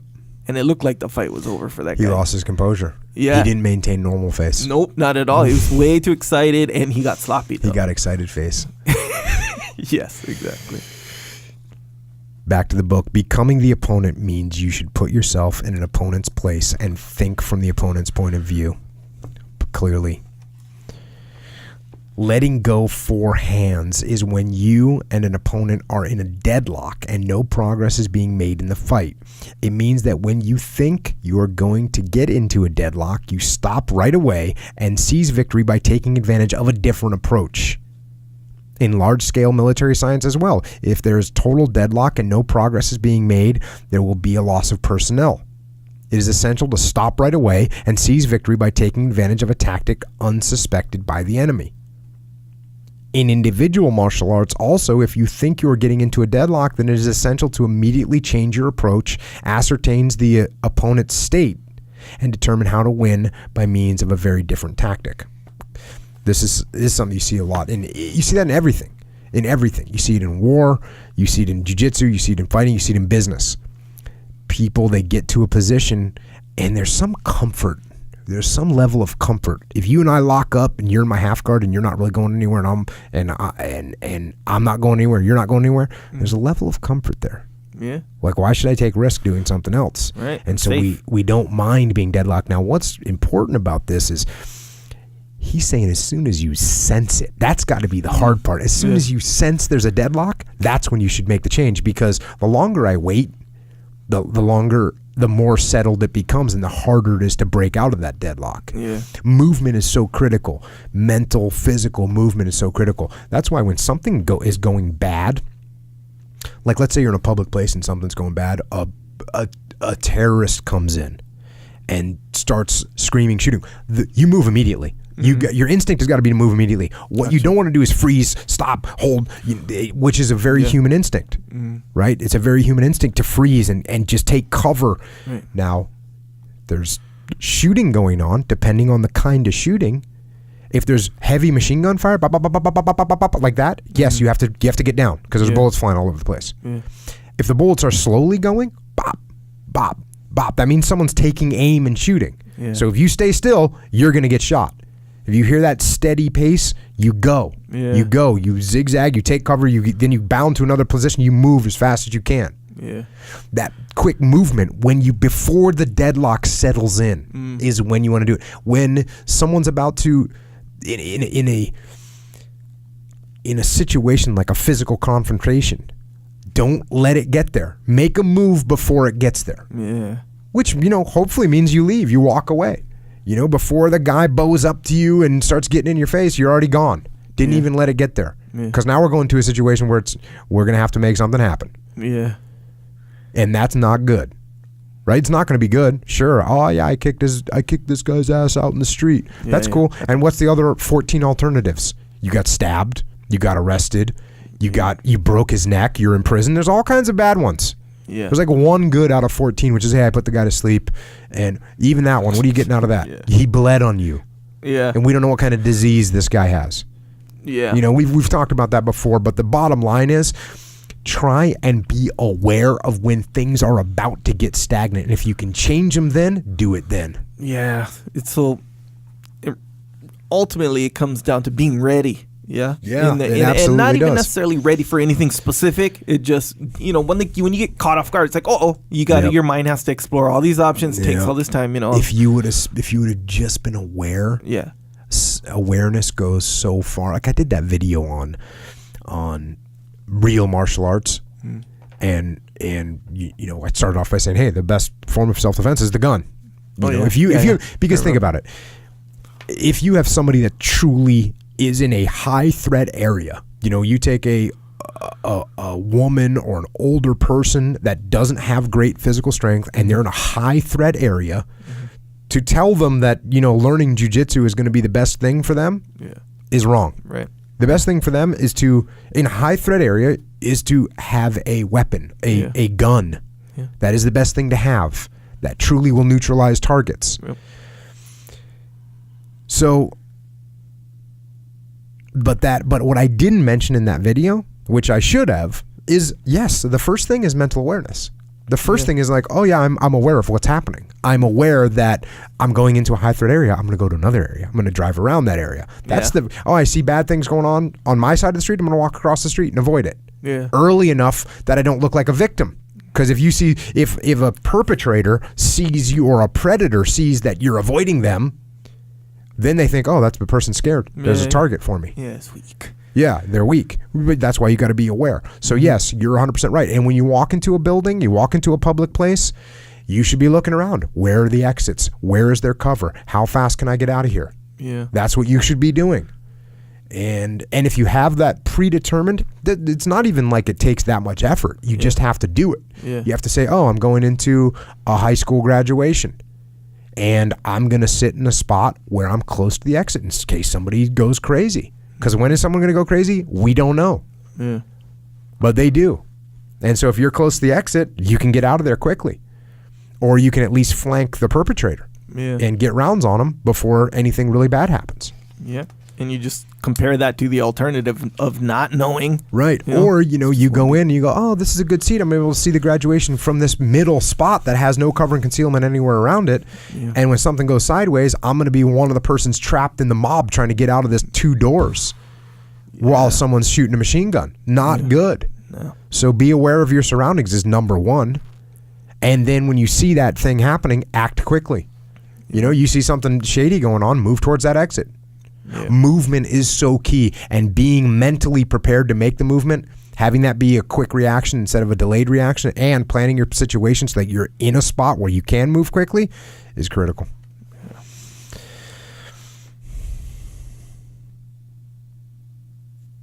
In large-scale military science, when you cannot discern the enemy's state, you pretend to make a powerful attack and see what they do. That's pretty cool, right? If I don't know what the person's not doing anything, I can't tell what they're going to do. Make a little attack on them. See how they react to it. Yeah. And in jiu-jitsu, by the way, it's got to be a real attack. Yeah. You can't fake an attack in jiu-jitsu unless the person's weak. Not trained. Yeah, or nervous or so. Yeah. You need to give them a real attack. Yeah. If I say, I'm going to pretend to sweep Echo so I can expose his arm. If I pretend to sweep you, you won't even defend it. You don't have to. It's pretend. Yeah. You don't have to defend against pretend things. I've actually got to try and sweep you. That will expose your arm because you have to defend the sweep. Yeah. So your attacks, I don't like to use the word pretend there, because if you're pretending, even on the battlefield, I'm not going to pretend to flank you. I'm going to flank you. Yeah. I'm going to flank you. And if you don't defend it, I'm going to win. Mm-hmm. If you defend it, cool. Now I can hit you from the other side. Yeah. It's kind of like on the movies, and the war movies, right? They what was it? Is Rambo. I don't know, but you know how they have the girl, walks. That's the decoy. So obvious. The girl's not going to be in a war zone for sure. Right? You gotta know that. Yeah. Watch out for that really good looking girl in the bad situation. Middle of the battlefield. Yeah. Yeah. Back to the book. If you demonstrate strongly to opponents, this is good. If you demonstrate strongly to opponents how you control the advantage, they will change their minds, inhibited by this strength. So if I'm dominating you on the jiu-jitsu mat, and I'm just holding you cross-side, I've given away what I do to control you. So now next time you're not going to let me get across side. You're going to panic. So, or you're not going to panic, but you're going to really defend that Work position hard. harder, and you're going to sacrifice a cross side. Maybe you give up your back because you realize, hey, my back attacks aren't as good. And then now I'm not getting where I want to be. So if you demonstrate, so you got to be careful. You can't be so dominant in what you're doing that everyone sees it, or that your opponent sees it, or that your competitor sees what you're doing, and then they can counter it. If you keep it somewhat obscured by smoke and mirrors, so that they can't tell exactly how you're dominating, that's a positive thing. That's one of the drawbacks of having the same training partner. Because I train with Greg so much that we just sit in this weird stalemated position so much of the time. Yeah. And it's almost like it's subconscious at this point. Yeah, of course. Where you're not worried about certain things now. Well, this goes back. What you need to do with him there is you need to avoid that position before you get to it. Yeah. Right as you get to it, you need to go, no, we're not going there. Yeah. Huh. Dang. Back to the book. There is infection in everything. Even sleepiness can be infectious, and yawning can be infectious. There's even infection of a time. In large-scale military science, when adversaries are excited and evidently are in a hurry to act, you behave as though you are completely unfazed, giving the appearance of being thoroughly relaxed and at ease. Do this, and the adversaries themselves are influenced by this mood, becoming less enthusiastic. When you think your opponents have caught that mood, you empty your own mind and act quickly and firmly, thus gaining the winning advantage. In martial arts as well, it is essential to be relaxed in body and mind. Notice the moment an opponent slackens and quickly take the initiative to win. Now, the reason I wanted to point that one out is especially for people in police officers, bouncers. That's the de-escalation, right? Someone's getting all excited. If you get excited back at them, you're just escalating the situation. Act calm them down. Don't let them. They want you to get riled up. Like that drunk guy, that domestic violence situation. They want you to. They want to fight. They want to lash out. If you give it to them, they're going to take it. Yeah. In large scale military science, it is essential to cause upset. It is critical to attack resolutely where enemies are not expecting it. Then, while their minds are unsettled, use this to your advantage to take the initiative and win. There is fright in everything. This means being frightened by the unexpected. In individual martial arts, you can threaten by means of your body, you can threaten by means of your sword, you can threaten by means of your voice. What is essential is to suddenly make a move totally unexpected by the opponent, pick up on the advantage of the fright, and seize victory right then and there. This must be worked out thoroughly. This is whenever I catch Dean, I catch him only by surprise. Like if he knows what I'm doing, he stops it. Yeah. The only times I catch him is by surprise, and he'll say, "Oh man, I did not expect an arm lock there." For a while ago, I was come here, and he gets so good at defending Kimura, I wasn't hitting it. And then one day, boom, threw an arm lock. I did that to you a couple weeks ago, right? You were, you said the exact same thing. Yeah, he was defending the heck out of that Kimura, and then boom, you got straight arm locked. Yeah, and what got you is just surprise, because your defense is solid on what you see. Mm-hmm. It's those things that you don't see. Yeah, that which you cannot defend. And that, I mean, especially when you get advanced, that is the whole of jiu-jitsu right there. You know, setting up that surprise. Although,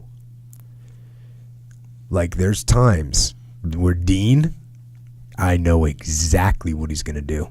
And he's doing it with such methodical perfection that I cannot stop it. Yeah. And that is so bothersome. Well, but even that kind of, and this is totally splitting hairs, but even that, in a way, he might have little micro surprises, to establish the position. Getting to the position, he definitely does that. Yeah. But once he's in a position, and I know, matter of fact, he'll be telling me. He'll be telling me, "Oh, you know what's coming, Jocko. I wish you could stop this. It's actually sad that you can't." He'll be talking so much smack to me, which obviously is even more frustrating. But That's because he's better than me at jiu-jitsu, right? He's just got the skills. Yeah. And he knows how to do those movements with such authority and precision that you're just in trouble. Yeah. He does this one. True. He calls it like the arresting officer. And he'll start talking to me like he's a cop. And he'll be saying, "Sir, just calm down, sir." And he's got me face down like I'm getting arrested. Dang. And he does that weird Kimura where he'll say, "Look at the wall over there," and I'm trying not to look where he will like force my face. Yeah. It's humiliating. That's why when either one of us, and we're at a point in the jiu-jitsu now where if either one of us get in our dominant position, the other person, we are going to make them suffer immensely. And he's got more dominant. If I get a cross side on him, he's in trouble. And if I get him on all fours, he's in trouble. I'm going to make him suffer. In both those positions, straight up. I might not submit him, but he's going to suffer. Yeah.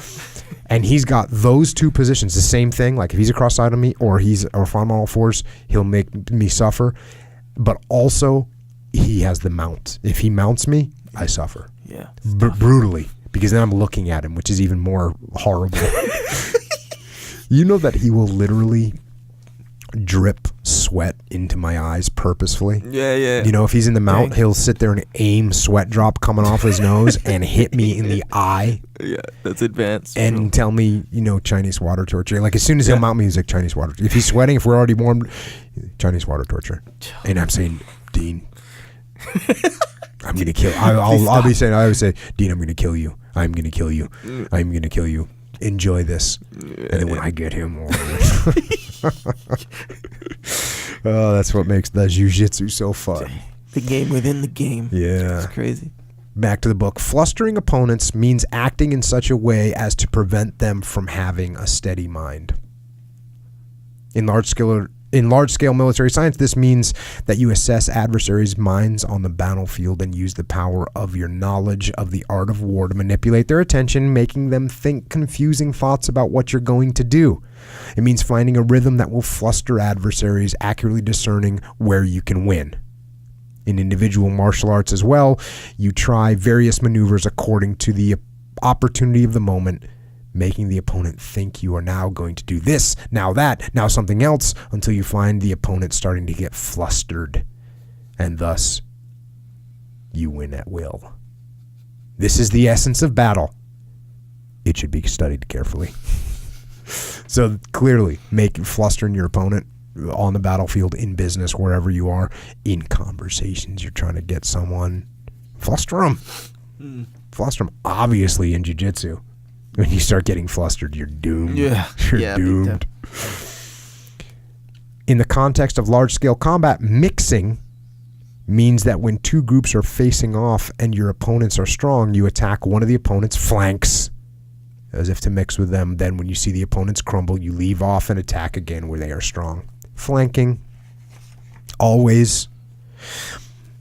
Mountain and sea means that it is bad to do the same thing over and over again. You may have to repeat something once, but it should not be done a third time.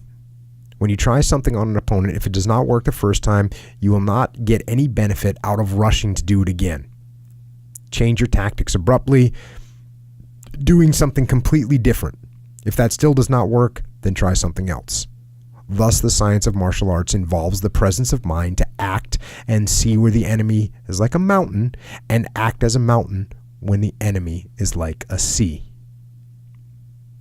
This requires careful reflection. So what's interesting about this is there is a benefit in jiu-jitsu and on the battlefield. If you try something and you see the reaction, now you know the reaction. If you try it again, if you automatically counter the reaction, that's a great setup. Yeah. Dean will do three times. He'll do something 3 times. He'll go once fake, once fake. If he doesn't do it the third time, he won't do it, which is a great rule to have, because now that person has thought, oh, they're setting this up. Mm-hmm. But yeah, so sometimes it's good to try something, you see the defenses, and now you can attack it with those defenses understood. which is beneficial. Especially with jiu-jitsu. Well, jiu-jitsu it's so complex. You can go for a guillotine, but the way you went for the guillotine can change a lot too. You know, I won't try it from this very exact position.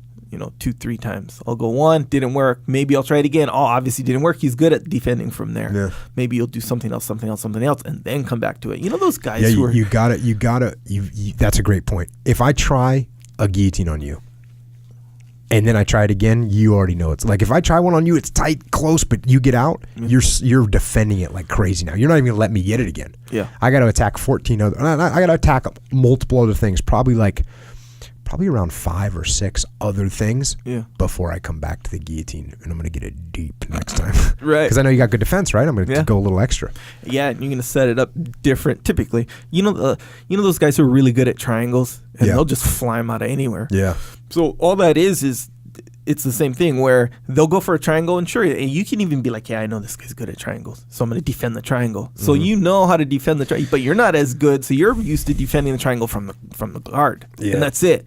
Meanwhile, this guy's doing some half guard thing to sweep you here. When you base to sweep, he's going for that triangle, you know? So he knows it from everywhere, so it's the same eventuality, but the way he approaches is different, so it's like attacking this mountain. Yeah. We're not going to go up this straight in the front of the mountain. We're going to try the front. Okay, defended. We're going to try from the side. Okay, defended. We're going to try from the side here. Then go to the front. Then go to the other side. And then we're going airborne. Yeah. That's what I meant.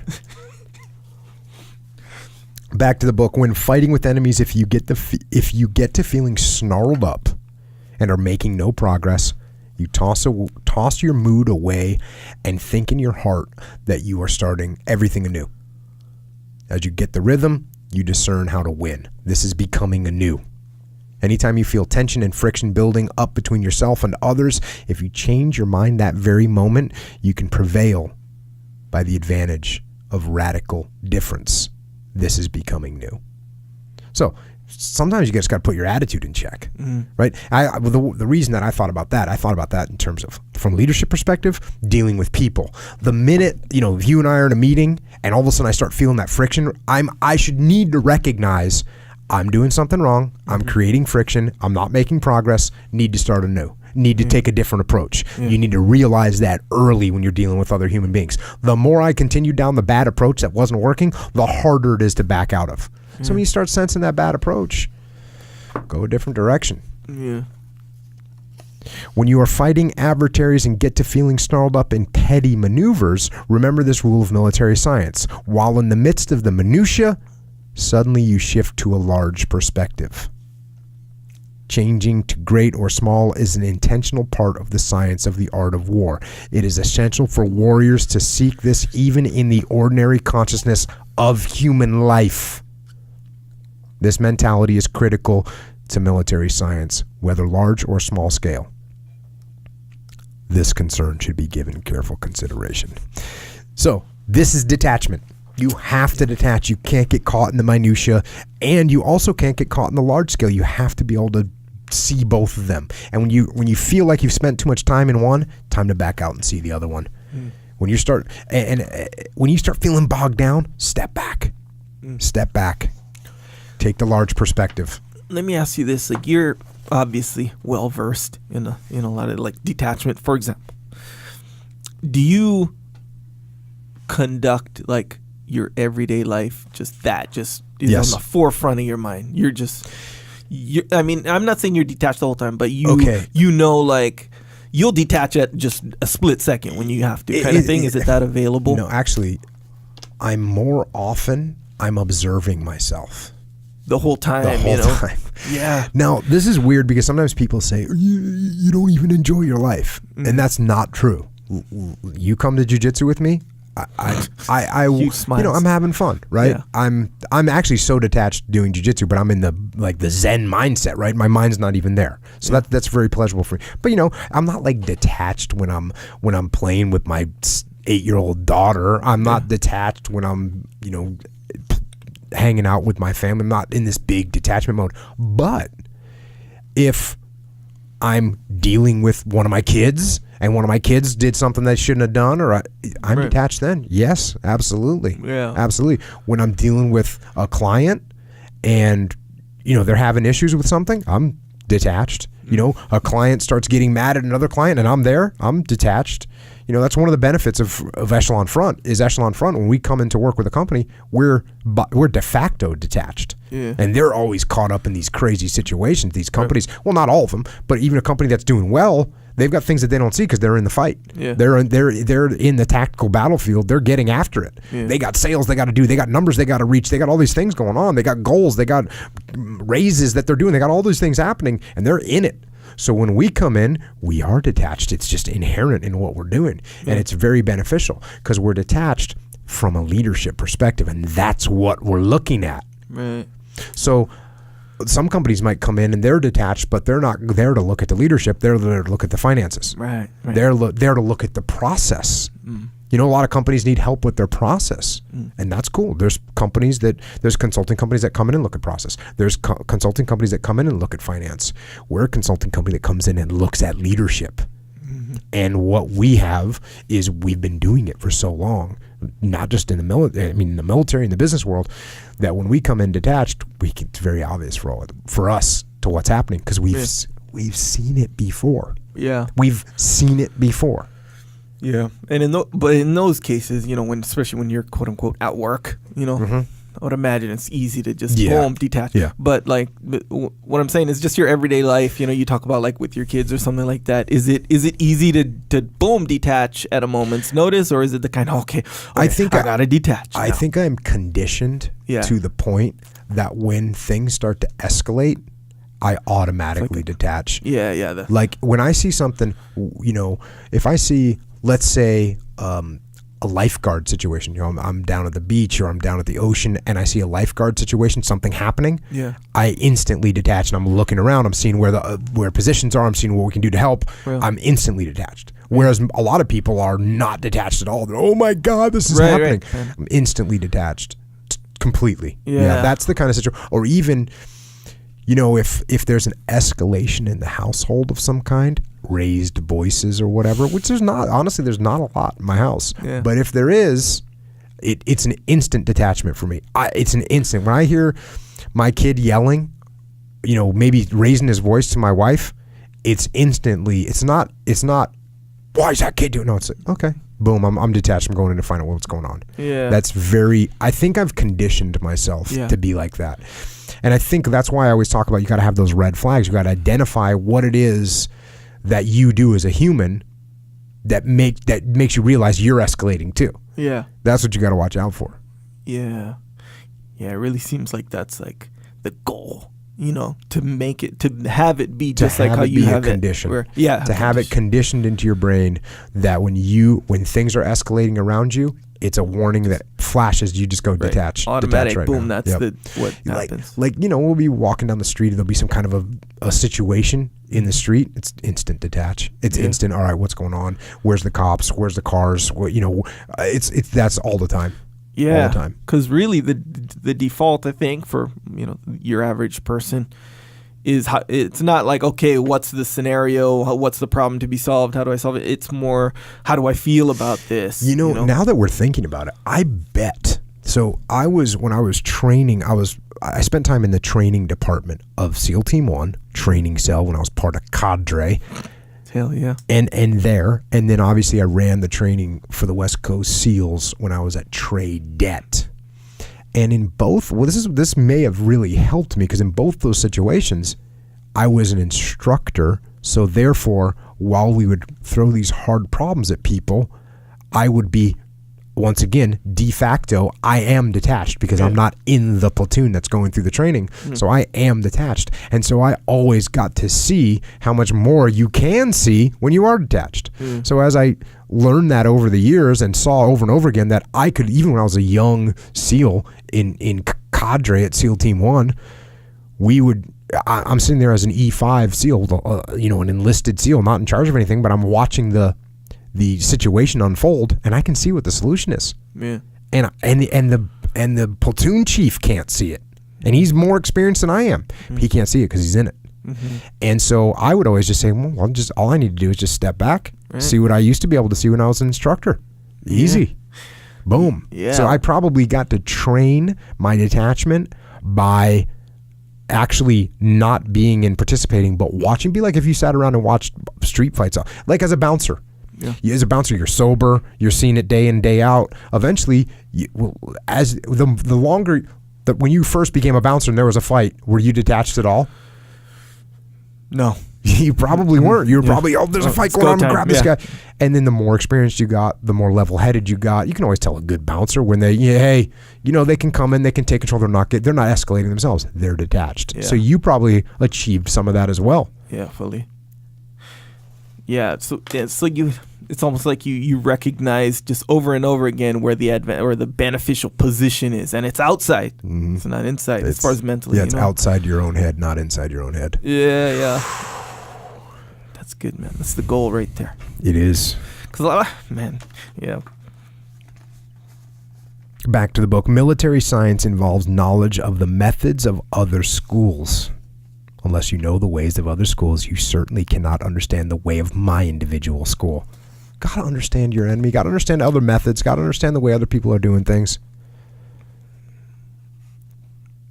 There are some other schools that are fond of extra long swords. From the point of martial art, I see them as weak schools. At times, when you are engaged with an opponent at close quarters, the longer your sword is, the harder it is to strike with it. You cannot swing the sword back and forth enough, and it becomes a burden. Then you are in a worse situation than someone wielding a small sidearm sword. In the context of large military science, the extra long sword is the large contingent. A shorter one is a small contingent. Is a battle between a small contingent and a large contingent impossible? There are many examples of a small contingent winning over a large contingent. Thus, in my individual school, there is an aversion to narrow, biased attitude.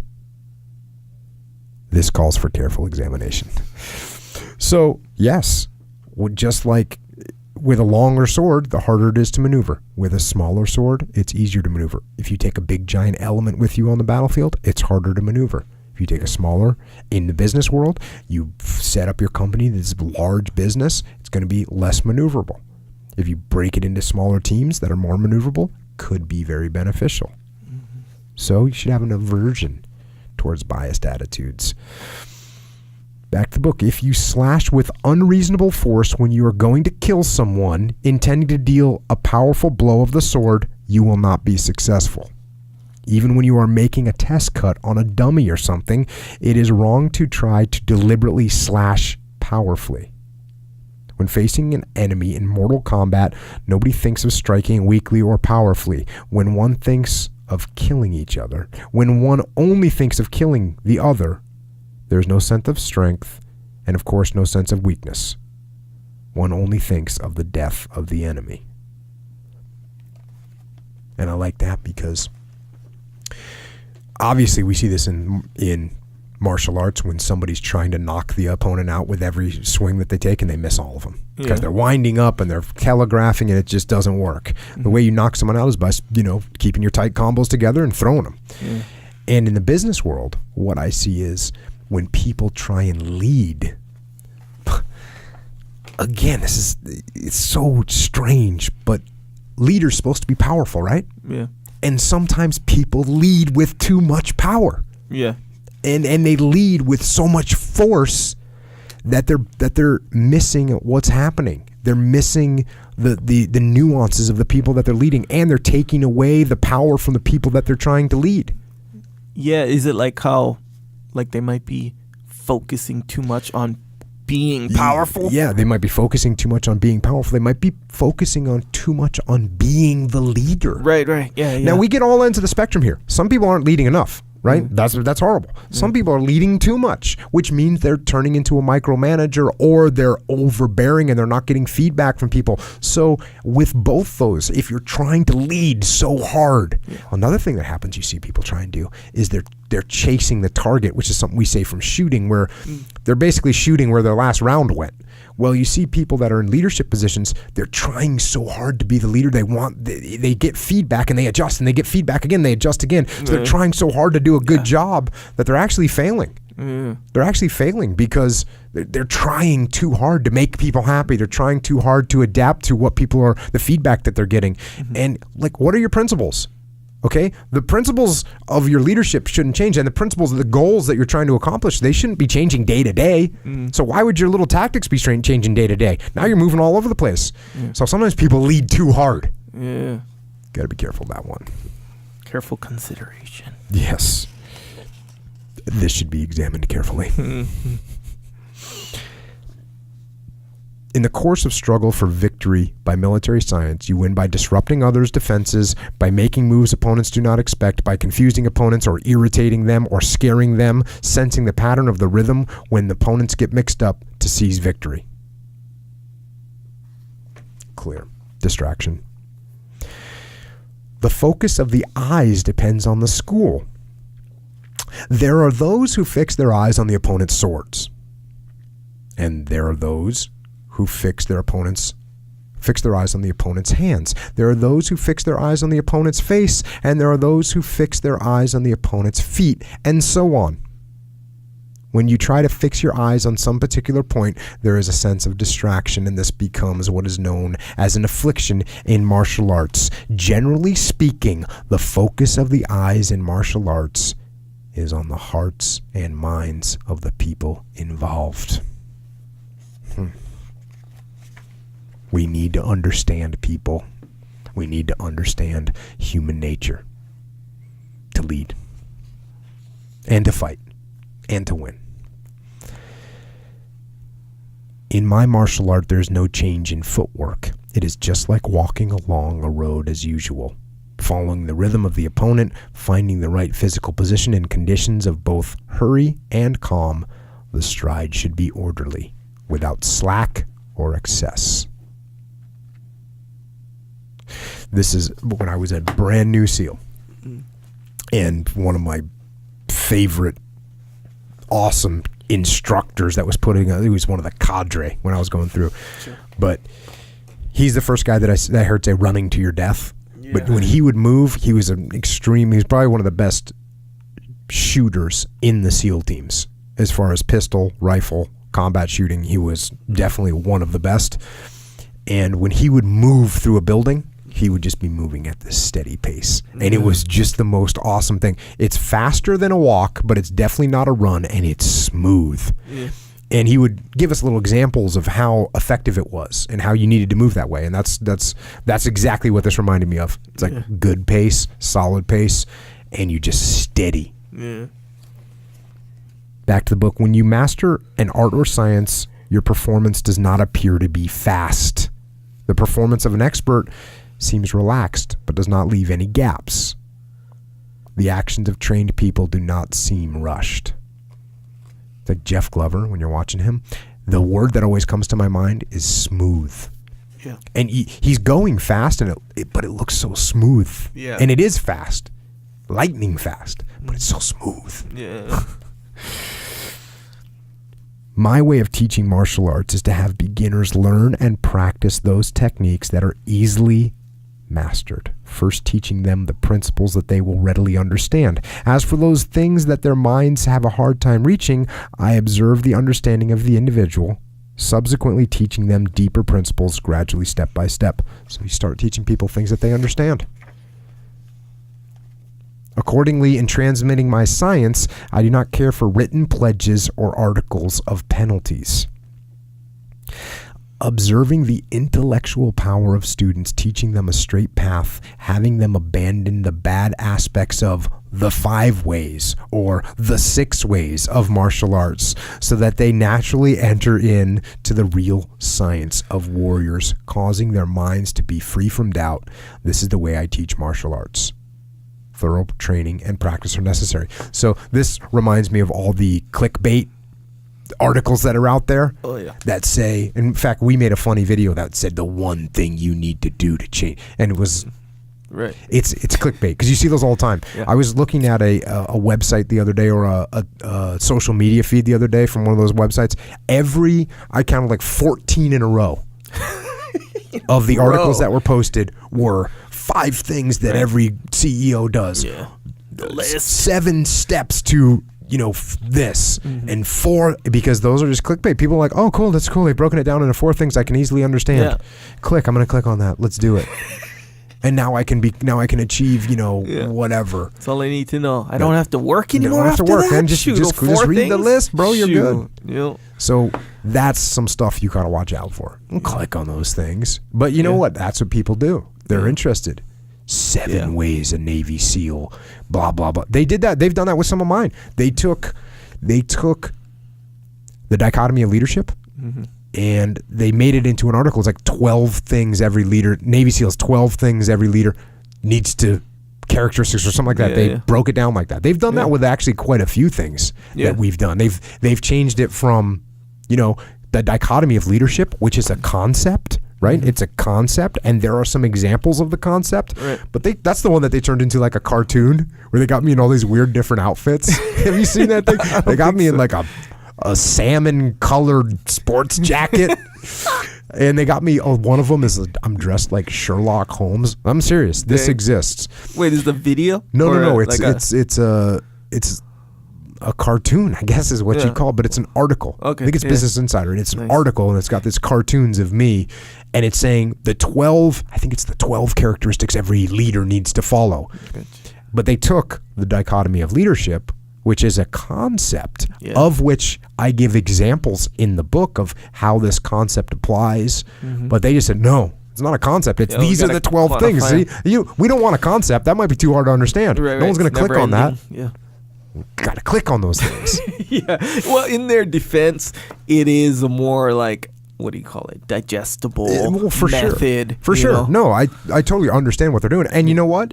If it gets someone, which is their goal is to get people to read it, and if someone reads it and goes, okay, that's I understand there's a concept beyond it. Yeah, credit. Good job. They are, but what we see is people that are doing it, and their purpose is to get the click, and they're not actually trying to introduce people to something more deep than that. There's something deeper than that. They're just trying to get them to click on that and feel good for the next 30 seconds. They go, man, I'm going to definitely do those 4 steps. 3 things to do to incinerate belly fat. Yeah, there you go. That's the one. There you go. There's another one. Incineration. I like it. Very powerful. Back to the book. In my individual school, there is no such thing as a distinction between initiatory and inner lore about the long sword. So that is awesome. And what he's saying is there's no difference between what you learn in the beginning and what you learn in the end. It's the same. I was talking about that with Leif today. The concepts are the concepts. The concepts are the concepts, and what you learn in the beginning about combat, they stay true. And that's why we're reading a book from 1643 that's telling you to take the high ground. Yeah. That's why. Because what you get introduced to, the true concepts, they remain constant. Do the tactics change? Sure. Do we get radios? Do we get night vision? Do we get long-range weapons? Yes, of course we get all those things, but the principles, the fundamental principles of combat leadership, they don't change. Back to the book, there is no such thing as the ultimate guard. It is only a matter of understanding its effective qualities in your heart and mind. This is what is essential to martial arts. So I think it's so important, and I've always tried to maintain this, is that there is no perfect thing. There is no perfect thing, and I've said this about jiu-jitsu. I mean, I always get pigeonholed as a jiu-jitsu, like, oh, Jocko thinks jiu-jitsu is the best thing in the world. Yeah. When I will readily, and have always readily admitted the many weaknesses of jiu-jitsu. I happen to love jiu-jitsu as a thing to do, as a hobby, and I also do think it is the best place to start your self-defense journey. But then you absolutely have to learn how to wrestle. You absolutely have to learn how to box. You absolutely have to learn some Muay Thai. Yeah. And beyond that, you have to start learning weapons. You have to learn how to shoot. All those things are important. And with jiu-jitsu, same thing. Even inside of jiu-jitsu, I don't look at it and say there's a one way to do it. Yeah. The minute you say there's a one way, getting flanked. You're getting flanked. You're getting flanked. Back to the book. This is now we're getting the last scroll here, the scroll of emptiness. Warriors learn military science accurately and go on to practice the techniques of martial arts diligently. The way that is practiced by warriors is not obscure in the least, without any confusion in mind, without slacking off at any time, polishing the mind and attention, sharpening the eye that observes and the eye that sees. One should know real emptiness as the state where there is no obscurity and the clouds of confusion have cleared away. So when you hear like the talking about the empty mind and all that, really good definition of what that is. No obscurity and the clouds of confusion have gone away. What they call that, the Mushin mind? Mushin? Yeah, I don't know. Mind? There's a word like that, but I don't know what it is right now. I call it monkey mind, actually, is what I've always called it. Interesting. Back to the book. Knowing that mentality, taking straightforwardness as basic, taking the real mind as the way, practicing martial arts in the broadest sense, thinking correctly, clearly, and comprehensively, taking emptiness as the way, you see the way as emptiness. In emptiness, there is good but no evil. Wisdom exists. Logic exists. The way exists. Mind is empty. 12 May, 1645. And that's how he wraps it up.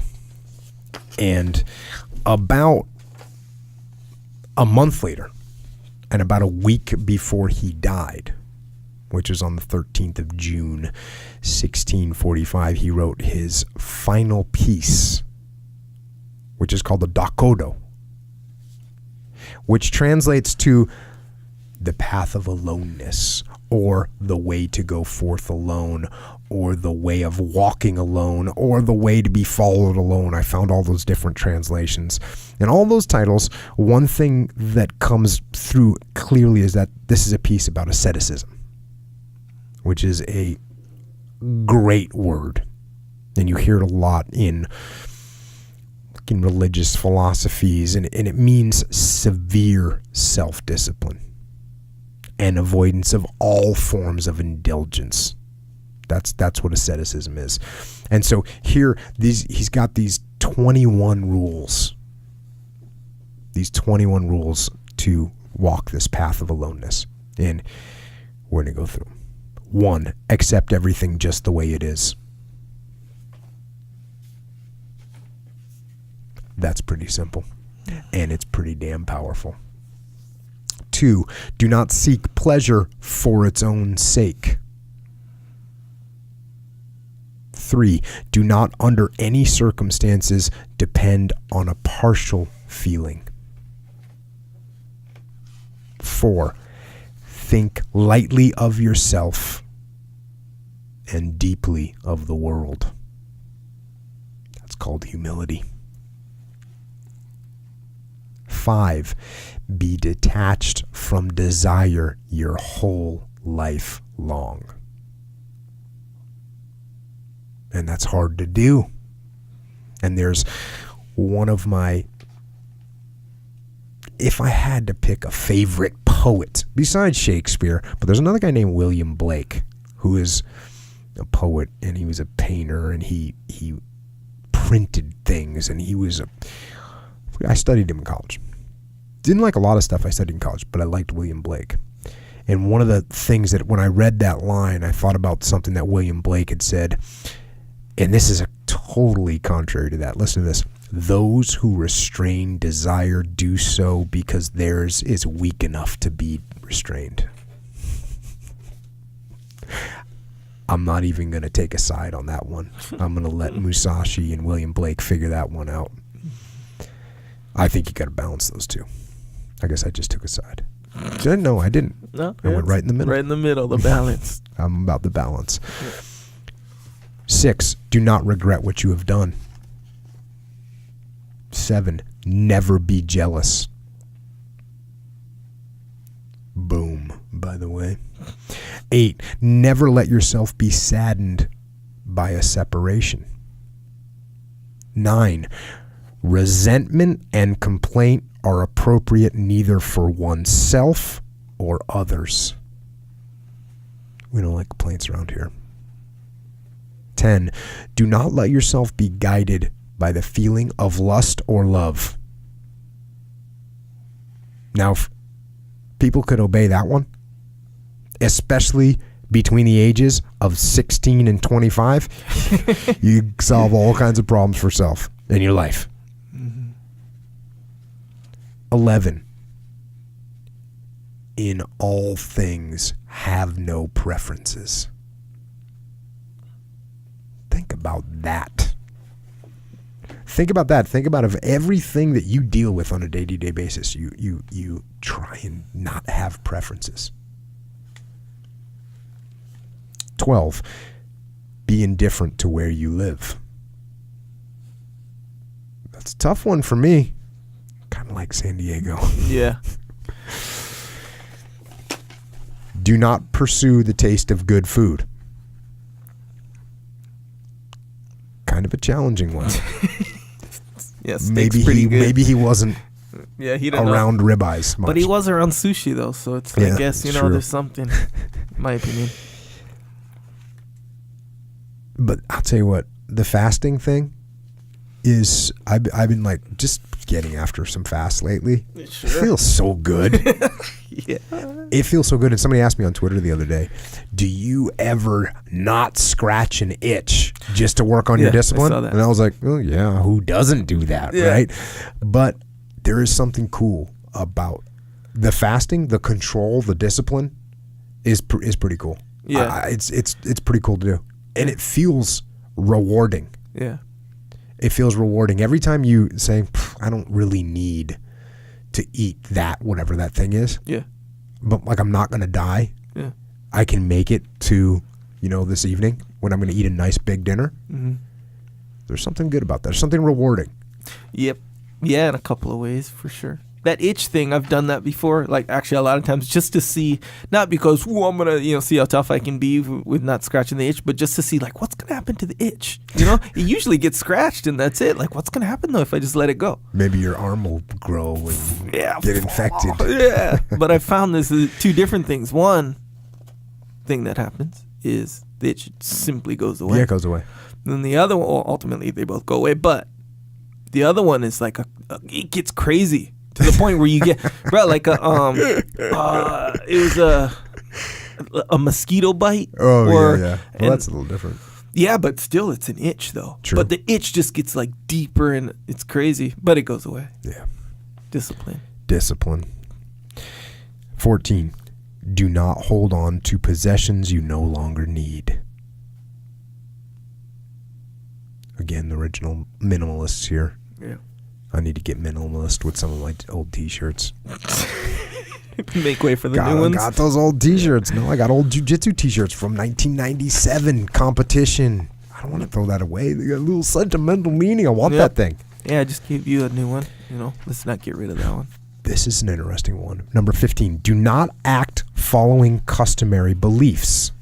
So here's a guy, from the samurai tradition, steeped in tradition. He's like, don't act by his customary beliefs. Yeah.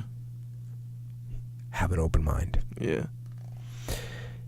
Do not collect weapons or practice weapons beyond what is useful. Well, some of us like weapons. Yes. Do not fear death.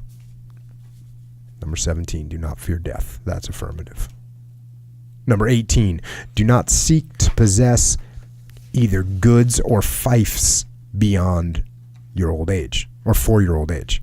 Makes sense, right? 19, respect Buddha and the gods without counting on their help.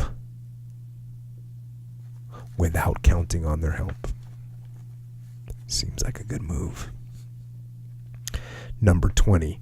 You may abandon your own body, but you must preserve your honor.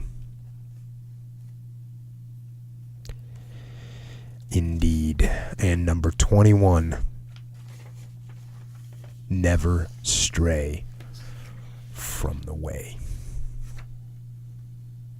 And that's some incredible guidance. And so much of it is so simple. And yet so powerful. And it's from 1645. And what struck me the most about this, these 21 rules, is that he wrote them on his deathbed.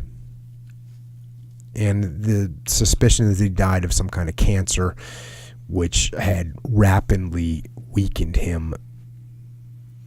And this is what he wrote on his deathbed. He wrote about not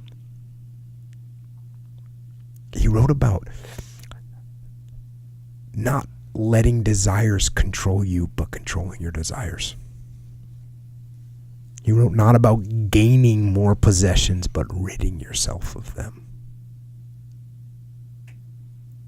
He wrote about not being the center of the world, but being humble, being in the world. And he wrote, as a warrior, not about fighting things, but accepting them. And he wrote about controlling his feelings. And all those rules, what they're about is they're about discipline.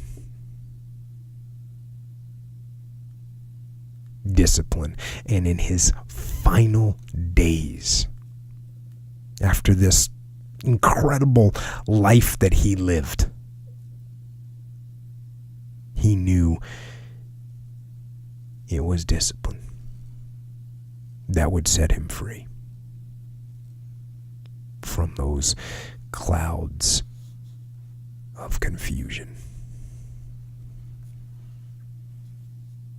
And I think we should probably all pay attention to that. And I think that's all we've got from Musashi for tonight, until we get to episode 100, where we'll be covering the novel Musashi, which I was reading it the other night. And there's a reason why we're going to cover it. I think it's the first novel we're going to cover. In fact, it is. We haven't covered any novels. The Way of the Warrior Kids novel, by the way. Yes. But this is the first novel we're covering. Now, everyone thought, myself included, that the first novel we would cover would be Blood Meridian, which is also a historically based novel. I'm still not ready for Blood Meridian. Not ready. I'm still not ready for Blood Meridian.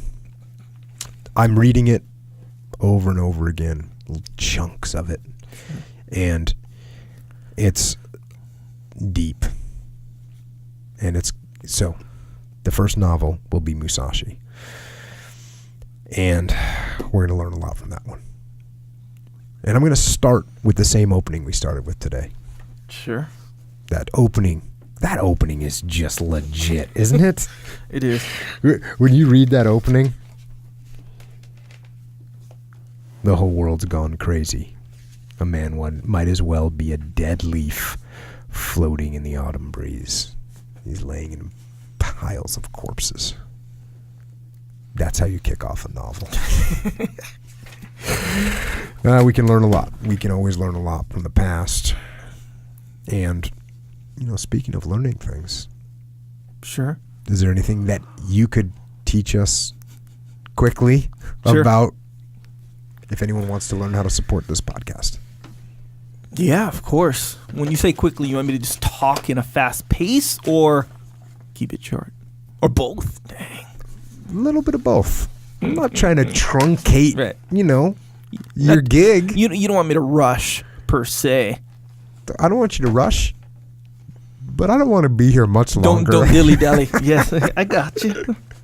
All right, well, let's talk about On It. I feel that's the best way to start. I went to Hawaii. Yeah, story. That's right. I went to Hawaii. I went to Kauai. Forgot my krill oil. Ooh. Rough deal. It's warm over there, so not too bad. And a lot of the workouts I was doing were pretty light. Mm-hmm. So it was less of a factor. But when I came home next day, I walked downstairs strangely because in Hawaii you do a lot of walking on the beach, all this stuff. I'm dragging my kids around in this wagon, so it's weird. Your feet get a workout. So I'm walking down the stairs today, and I'm like, oh, my feet were all stiff. Anyway, no krill oil. Boom, back on the krill oil. Back home, all good. So, point there being, don't stop taking your krill oil. You will feel it. Look, it's not a detrimental thing. Well, for me, it's not. I don't know. I can't speak for everybody. It could be detrimental if you stop. Like your joints being stiff. All of a sudden, I think it's detrimental. Might affect other people more than others. Detrimental to your feet, apparently. Right? Yeah. In my case, for sure, krill oil is for your joints. I get mine at On It. Jocko gets his at On It. On It is the most reputable place to get it. Omega-3s for your joints. Also, what else do we need to get after it? If you're going high intensity, if you're going high performance, for yourself. I'm not saying Olympic athlete necessarily. I'm not saying not Olympic athlete necessarily. Shroom Tech Sport keeps you in the yellow and the green. It doesn't allow you to go in the red. That's how it feels. That's my best way to sum it up. Like if you have another round, let's say you're on your last set of jiu-jitsu or something hard. Or you're doing circuit training, you got to do one more round. This one will get you there without going into the red. It's called Shroom Tech Sport. Do it. Lets you utilize your oxygen consumption into your muscles better, more efficiently. It's way better. Also, a good way to do that is when you breathe with your diaphragm. From what I read, you uptake 10% more oxygen. Remember that next time you're breathing. I don't need to breathe. Also, breathing exercise. I thought breathing exercises were these yogis. They're just doing breathing exercises. I know how to breathe. I was breathing when I was born. I know how to breathe. 30-something, some odd years of breathing experience. I know. But those... That goes an experienced breather. Yeah, very experienced. And holding my breath. All that stuff. Well, you're from Kauai. Hey, man. You got to jump in the water every once in a while. Swim underneath it. Anyway, when you breathe, those muscles, that help you breathe in your, your ribs and your diaphragm, if those are strong, you can breathe better. True. I'm just saying don't neglect that. So the breathing exercise, people, respect. But chemically, if you want, better oxygen uptake, Shroom Tech Sport, that's the one. Krill oil, Alpha Brain for your brain. I can't go into the neuroscience of it right now, but you can if you want. Just go to the website, onit.com. And if you want 10% off of any of this stuff, go onit.com/Jocko. Now, don't think that Alpha Brain, Shroom Tech Sport, and krill oil are the only things on there, because I'm tempted to say literally. I don't really overuse the word literally. Do I? No, you don't. Yeah. Approved. Usage approved. So I'm going to say borderline literally, there's stuff for anything on there. If you need supplementation for something, there's even workout equipment on there. Good stuff too. I don't think you'll find dumbbells though. No, there's no dumbbells. Because that's not You can get dumbbells anywhere. Yes. Go to Amazon for dumbbells. And speaking of Amazon, actually, just so I'm clear though, if you want 10% off this stuff, there is a lot of cool stuff. And they even have normal workout stuff, but the cooler version of it. Like how I always mention the kettlebells. Kettlebells are cool in and of themselves, and beyond the coolness, they're one of the best exercise equipments. Pieces of equipment, exactly right. I'm here for you. Bro, I did it's called clean and press, right? Clean with the kettlebells. Press, yes. Yes. So unless you use your legs, then it's a jerk. Oh, right. Yeah. They split. Okay. So boom, clean press, and then boom, right to burpees. So I go 6 and 5. Metcon, just go 8 minutes. Boom. Many as you can. I wasn't focusing on as many as I can. I was trying to go for like 7 sets. Oh, okay. I lost count of the sets. It was the first time I was doing it. My son, he's 9 months old, by the way. He's crawling around. I can't be flying the kettlebells and landing on his anything. No, really. not anything. Yeah, no, There's you don't no want to be safe landing on the baby with the kettlebells. Exactly right. So I lost. Nonetheless, the point is I lost count. When I was done, 8 minutes 30 something. That's what it was. Cool. Good workout. Metcon. Boom. Anyway, so if you do kettlebells, go to Onnit, look at their kettlebells. Tell me what you think. That's all I'm going to say. Anyway, onnit.com/Jocko. Get 10% off on there. Back to Amazon. Amazon, click through. If you like these books, what is this? Musashi, of course. Yep. Musashi, Book of Five Rings. Yep. And Musashi, the novel by E.G. Yoshikawa. Yeah. Yeah. And what that has to do with Amazon is we have all these books listed on our website in the books section. Top menu, books on the podcast. Click there. They're in order by episode. Click on there. Take you to Amazon. The Amazon link. Boom. You get the book. That supports the podcast. And, any other shopping you may or may not want to do. Boom. Click through the link. You're good to go as far as support goes. Small action. Huge reaction. I know. I haven't said it in a while. I'm going to say it. What else is there? Small action, huge reaction, chemically, physical change, chemical change. Tell me. Are you asking me? Yes. I'm not going to answer. You just say. All right. Well, I know you know, and everyone else may or may not know. But if you don't, the answer is sodium, metal. When you put it in water, it's a small piece of sodium. I learned this in 10th grade chemistry. Put it in water. See what happens. Explodes. Same thing. When you click through, the website for your Amazon stuff, the books, or whatever, duct tape, all that stuff. Also, good way to support, subscribe to the podcast. That's on all of these things. iTunes, of course, Stitcher, Google Play, all the podcasting providing platforms. Subscribe. Good way to support. Leave a review. Reviews are good. Yeah. Appreciate the reviews. Yeah, very much so. It's fun, and I don't get bored, but when I'm compelled to read the reviews, it can be very fun to read. I probably read yours if you left one. So thanks for that. I did read yours. If anyone that's left a review, I've read it. Dang. Yep, I've read them. I think it was like 1,300 or something, 1,400. Yeah. But I didn't read them all at once. I read them like once every 3-4 days. Or if I'm getting ready to record the podcast, I'll go on there and see if there's any points I need to take into account. Yeah, the good thing about, and these are iTunes reviews, yes, right? You're reading? Yeah. Yeah, the good thing about iTunes reviews are they're like quality. And I don't mean like, all necessarily good or whatever. I'm saying quality, like you can tell someone's like, okay, here's my review, here's my legit review. Yeah. Even if they're getting nuts with the review. And you're actually helping too, because when you write a review and you kind of let people know what's up with it, what's up with the podcast, then they go, oh, this sounds like something I should listen to. If they listen to it, maybe they'll get something out of it. It spreads the word. So it does help. Yeah, and let's face it, you get more people following any of these. Discipline equals freedom, making the world a better place, ownership. Straight up. Let's face it, you get a room of 10 people, you get one guy exhibiting extreme ownership, and then you get another room, same 10 or another 10 people, you got 10 guys exhibiting extreme ownership. What room's better? The 10 extreme ownership room. Just saying. So that could be you when you leave a review and it affects someone else. Boom.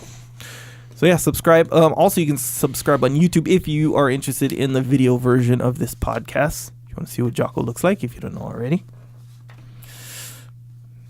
And you can see what I look like, which you probably don't know.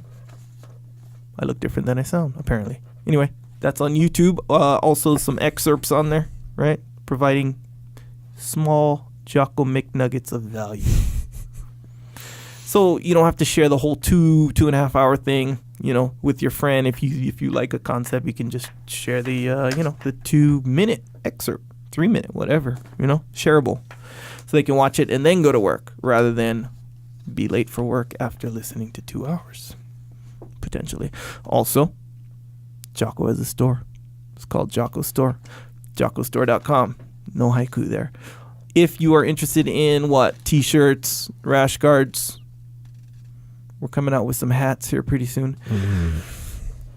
I can't wait to get a hat. Yeah, the hats are good though. Real good. Of course. Yeah. They best be. Yeah.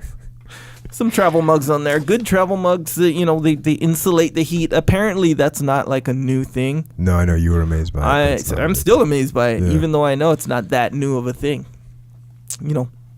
I could easily tell you the story about the ice water I had that lasted till the next day. The ice was still in there. I could easily tell you that. I'm not going to waste your time today. Nonetheless, when you have it, boom, keeps the heat in there for like 8 hours. And it looks dope, black on black. Women's stuff on there. Shirts, of course. Jocko's face saying good. So the good video. A lot of people have seen that video. Mm-hmm.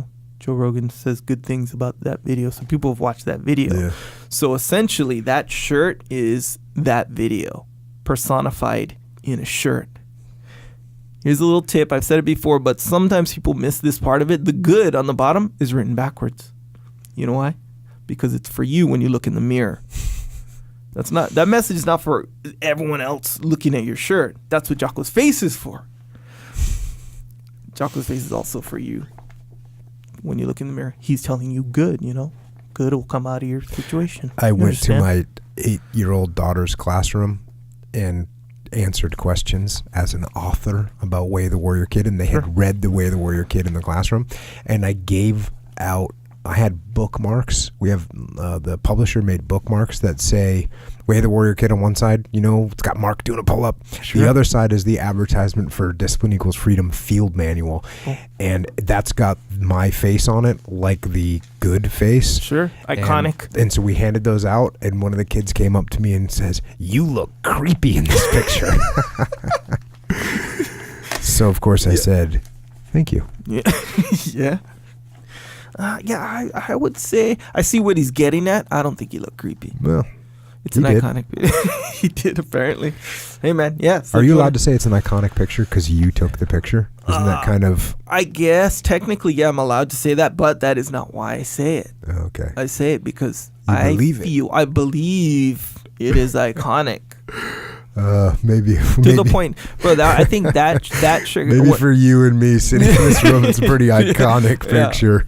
It is. I think so. If we discount the rest of the universe and world, then maybe we don't quite meet that. Yeah, they're thinking like of iconic. Yeah, maybe I'm stretching the term. I don't know. It's like when I went to Kauai, that was the shirt that I wore the most. I think that one and the Jody Middick podcast shirt. Oh, nice.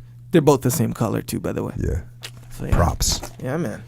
So yeah, jockostore.com. See what shirt you like. If you like any of the shirt, I'm not saying to buy a shirt or a rash guard. I'm not saying that. I'm saying go to jockostore.com. Take a look. If you like something, get something. That supports the podcast and supports yourself. You get a cool shirt and or a rash guard. That's it. Also, psychological warfare. If you didn't know what that is, which I know many people do, but in the event of you not knowing, in this case, Psychological Warfare is an album with tracks that is available on iTunes and Amazon Music and these places where you can buy MP3s and albums and stuff like that. Digital music, if you will. But this isn't music. It's Jocko. Each track is Jocko telling you why, pragmatically, by the way, you should not succumb to weakness in your journey. Yeah, we're doing journey, right? You're doing journey more so than me. Yeah, but we'll go with it. It's your part here. Yeah, in your go with the flow with the go. Yeah, well, in your journey in getting after it in general, you're waking up early in the morning. I know that's not easy to do every single day. You're sticking to the diet, especially at work. When they bring those donuts, right? We understand. Yeah. When you get those moments of weakness that you're going to start slacking, even just for one moment, you listen to one of these tracks, the appropriate track, and you will, and I'll say this 100% with 100% certainty, you will not slack. You will wake up and you will continue. There it is. It's like a little spot. Also, you can get Jocko White Tea on Amazon. Here is a verified purchase review. Okay, so this is verified. Yeah. Right, verified. Yeah. Do you understand what that means? Wait, a verified person on Amazon? A person, this is a verified review of a person that actually bought, and this is what happened. Boom. I'm an employee of Newport News Shipbuilding, we build aircraft carriers and submarines for the Navy. Since consuming Jocko White tea, production has increased substantially. We've subsequently delivered 2 nuclear aircraft carriers and 3 nuclear subs to the Navy. While I won't argue that correlation equals causation, I won't say it's a coincidence either. Get some. So, we're talking, normally it takes years, 4 or 5 years to build an aircraft carrier. Now they're apparently knocking them out in 60 days. No factor. And again, that's a verified purchase review. Way the Warrior Kid. It is also available wherever you buy books. And that one, I got another verified purchase review there. If you're looking for a book for your kids with a solid message about how to approach life, this is it. The impact it's had on my kids was immediate. They asked me if they could do the same things that the kid does with his uncle in the book. The best part is that they're asking to become more active, training harder at jiu-jitsu, asked about healthier choices for meals, and picking up a book instead of playing video games. It makes a huge difference when they are the ones making the choice instead of me making that choice for them. If your kids read just one book this year, this is the one. Pretty awesome. That's makes me super stoked when I hear that kids are picking up books instead of playing video games. So that's Way of the Warrior Kid. Also, we're actually getting into the red zone on Discipline Equals Freedom field manual. I'm finishing the final edits. This is sort of like my book of 5 rings. You know what I'm saying? Like Musashi wrote that. Now, I'm not on my deathbed yet, hopefully. No. But this is what I think. This is what I do. These are the thoughts, actions, words of my life, what I work out. This is how I work out, what food I eat, recovery, martial arts. This is it. Comes out October 17th. The cover is done. There's a new cover. They finished the cover, and people were worried because the original cover that they put up is just a black cover with, it says, Discipline Equals Freedom. Field Manual by Jocko Willink. That was the original cover that I designed and told them to post, which they did. Mm-hmm. And then there's been one little addition to that. Sure. You can check it out.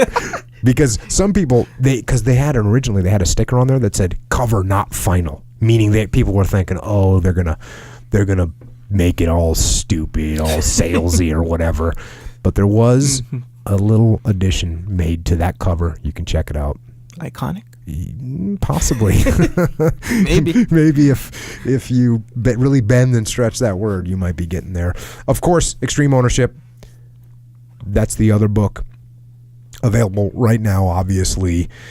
Where it started here, combat leadership applied to the battlefield, to business, and to life.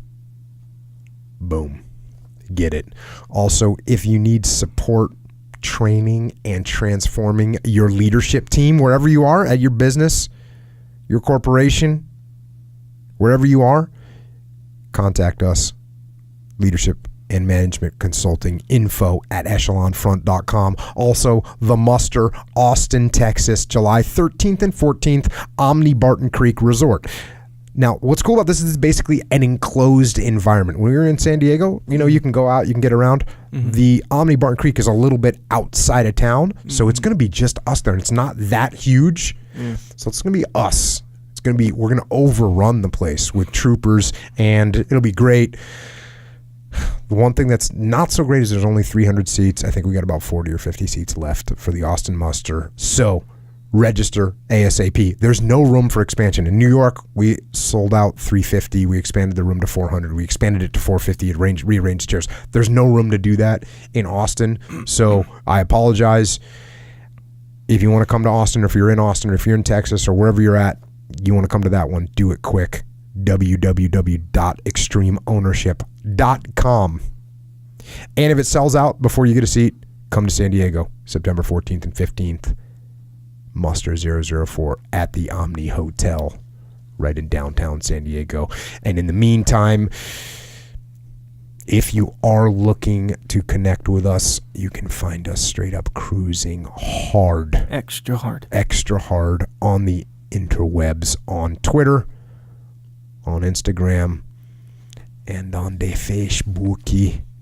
Echo is at Echo Charles, and I am at Jocko Willink. And thanks to everyone for listening, for joining us, for supporting us, for subscribing, and for spreading the word. And to the military personnel out there going into harm's way, modern day samurai warriors protecting our modern day kingdom, thank you.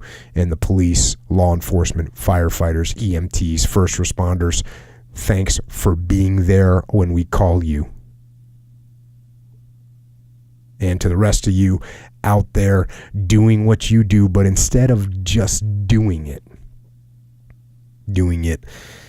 like Musashi, like a warrior, excelling in anything and everything you do. Out there getting after it. So until next time, this is Echo and Jocko. Out.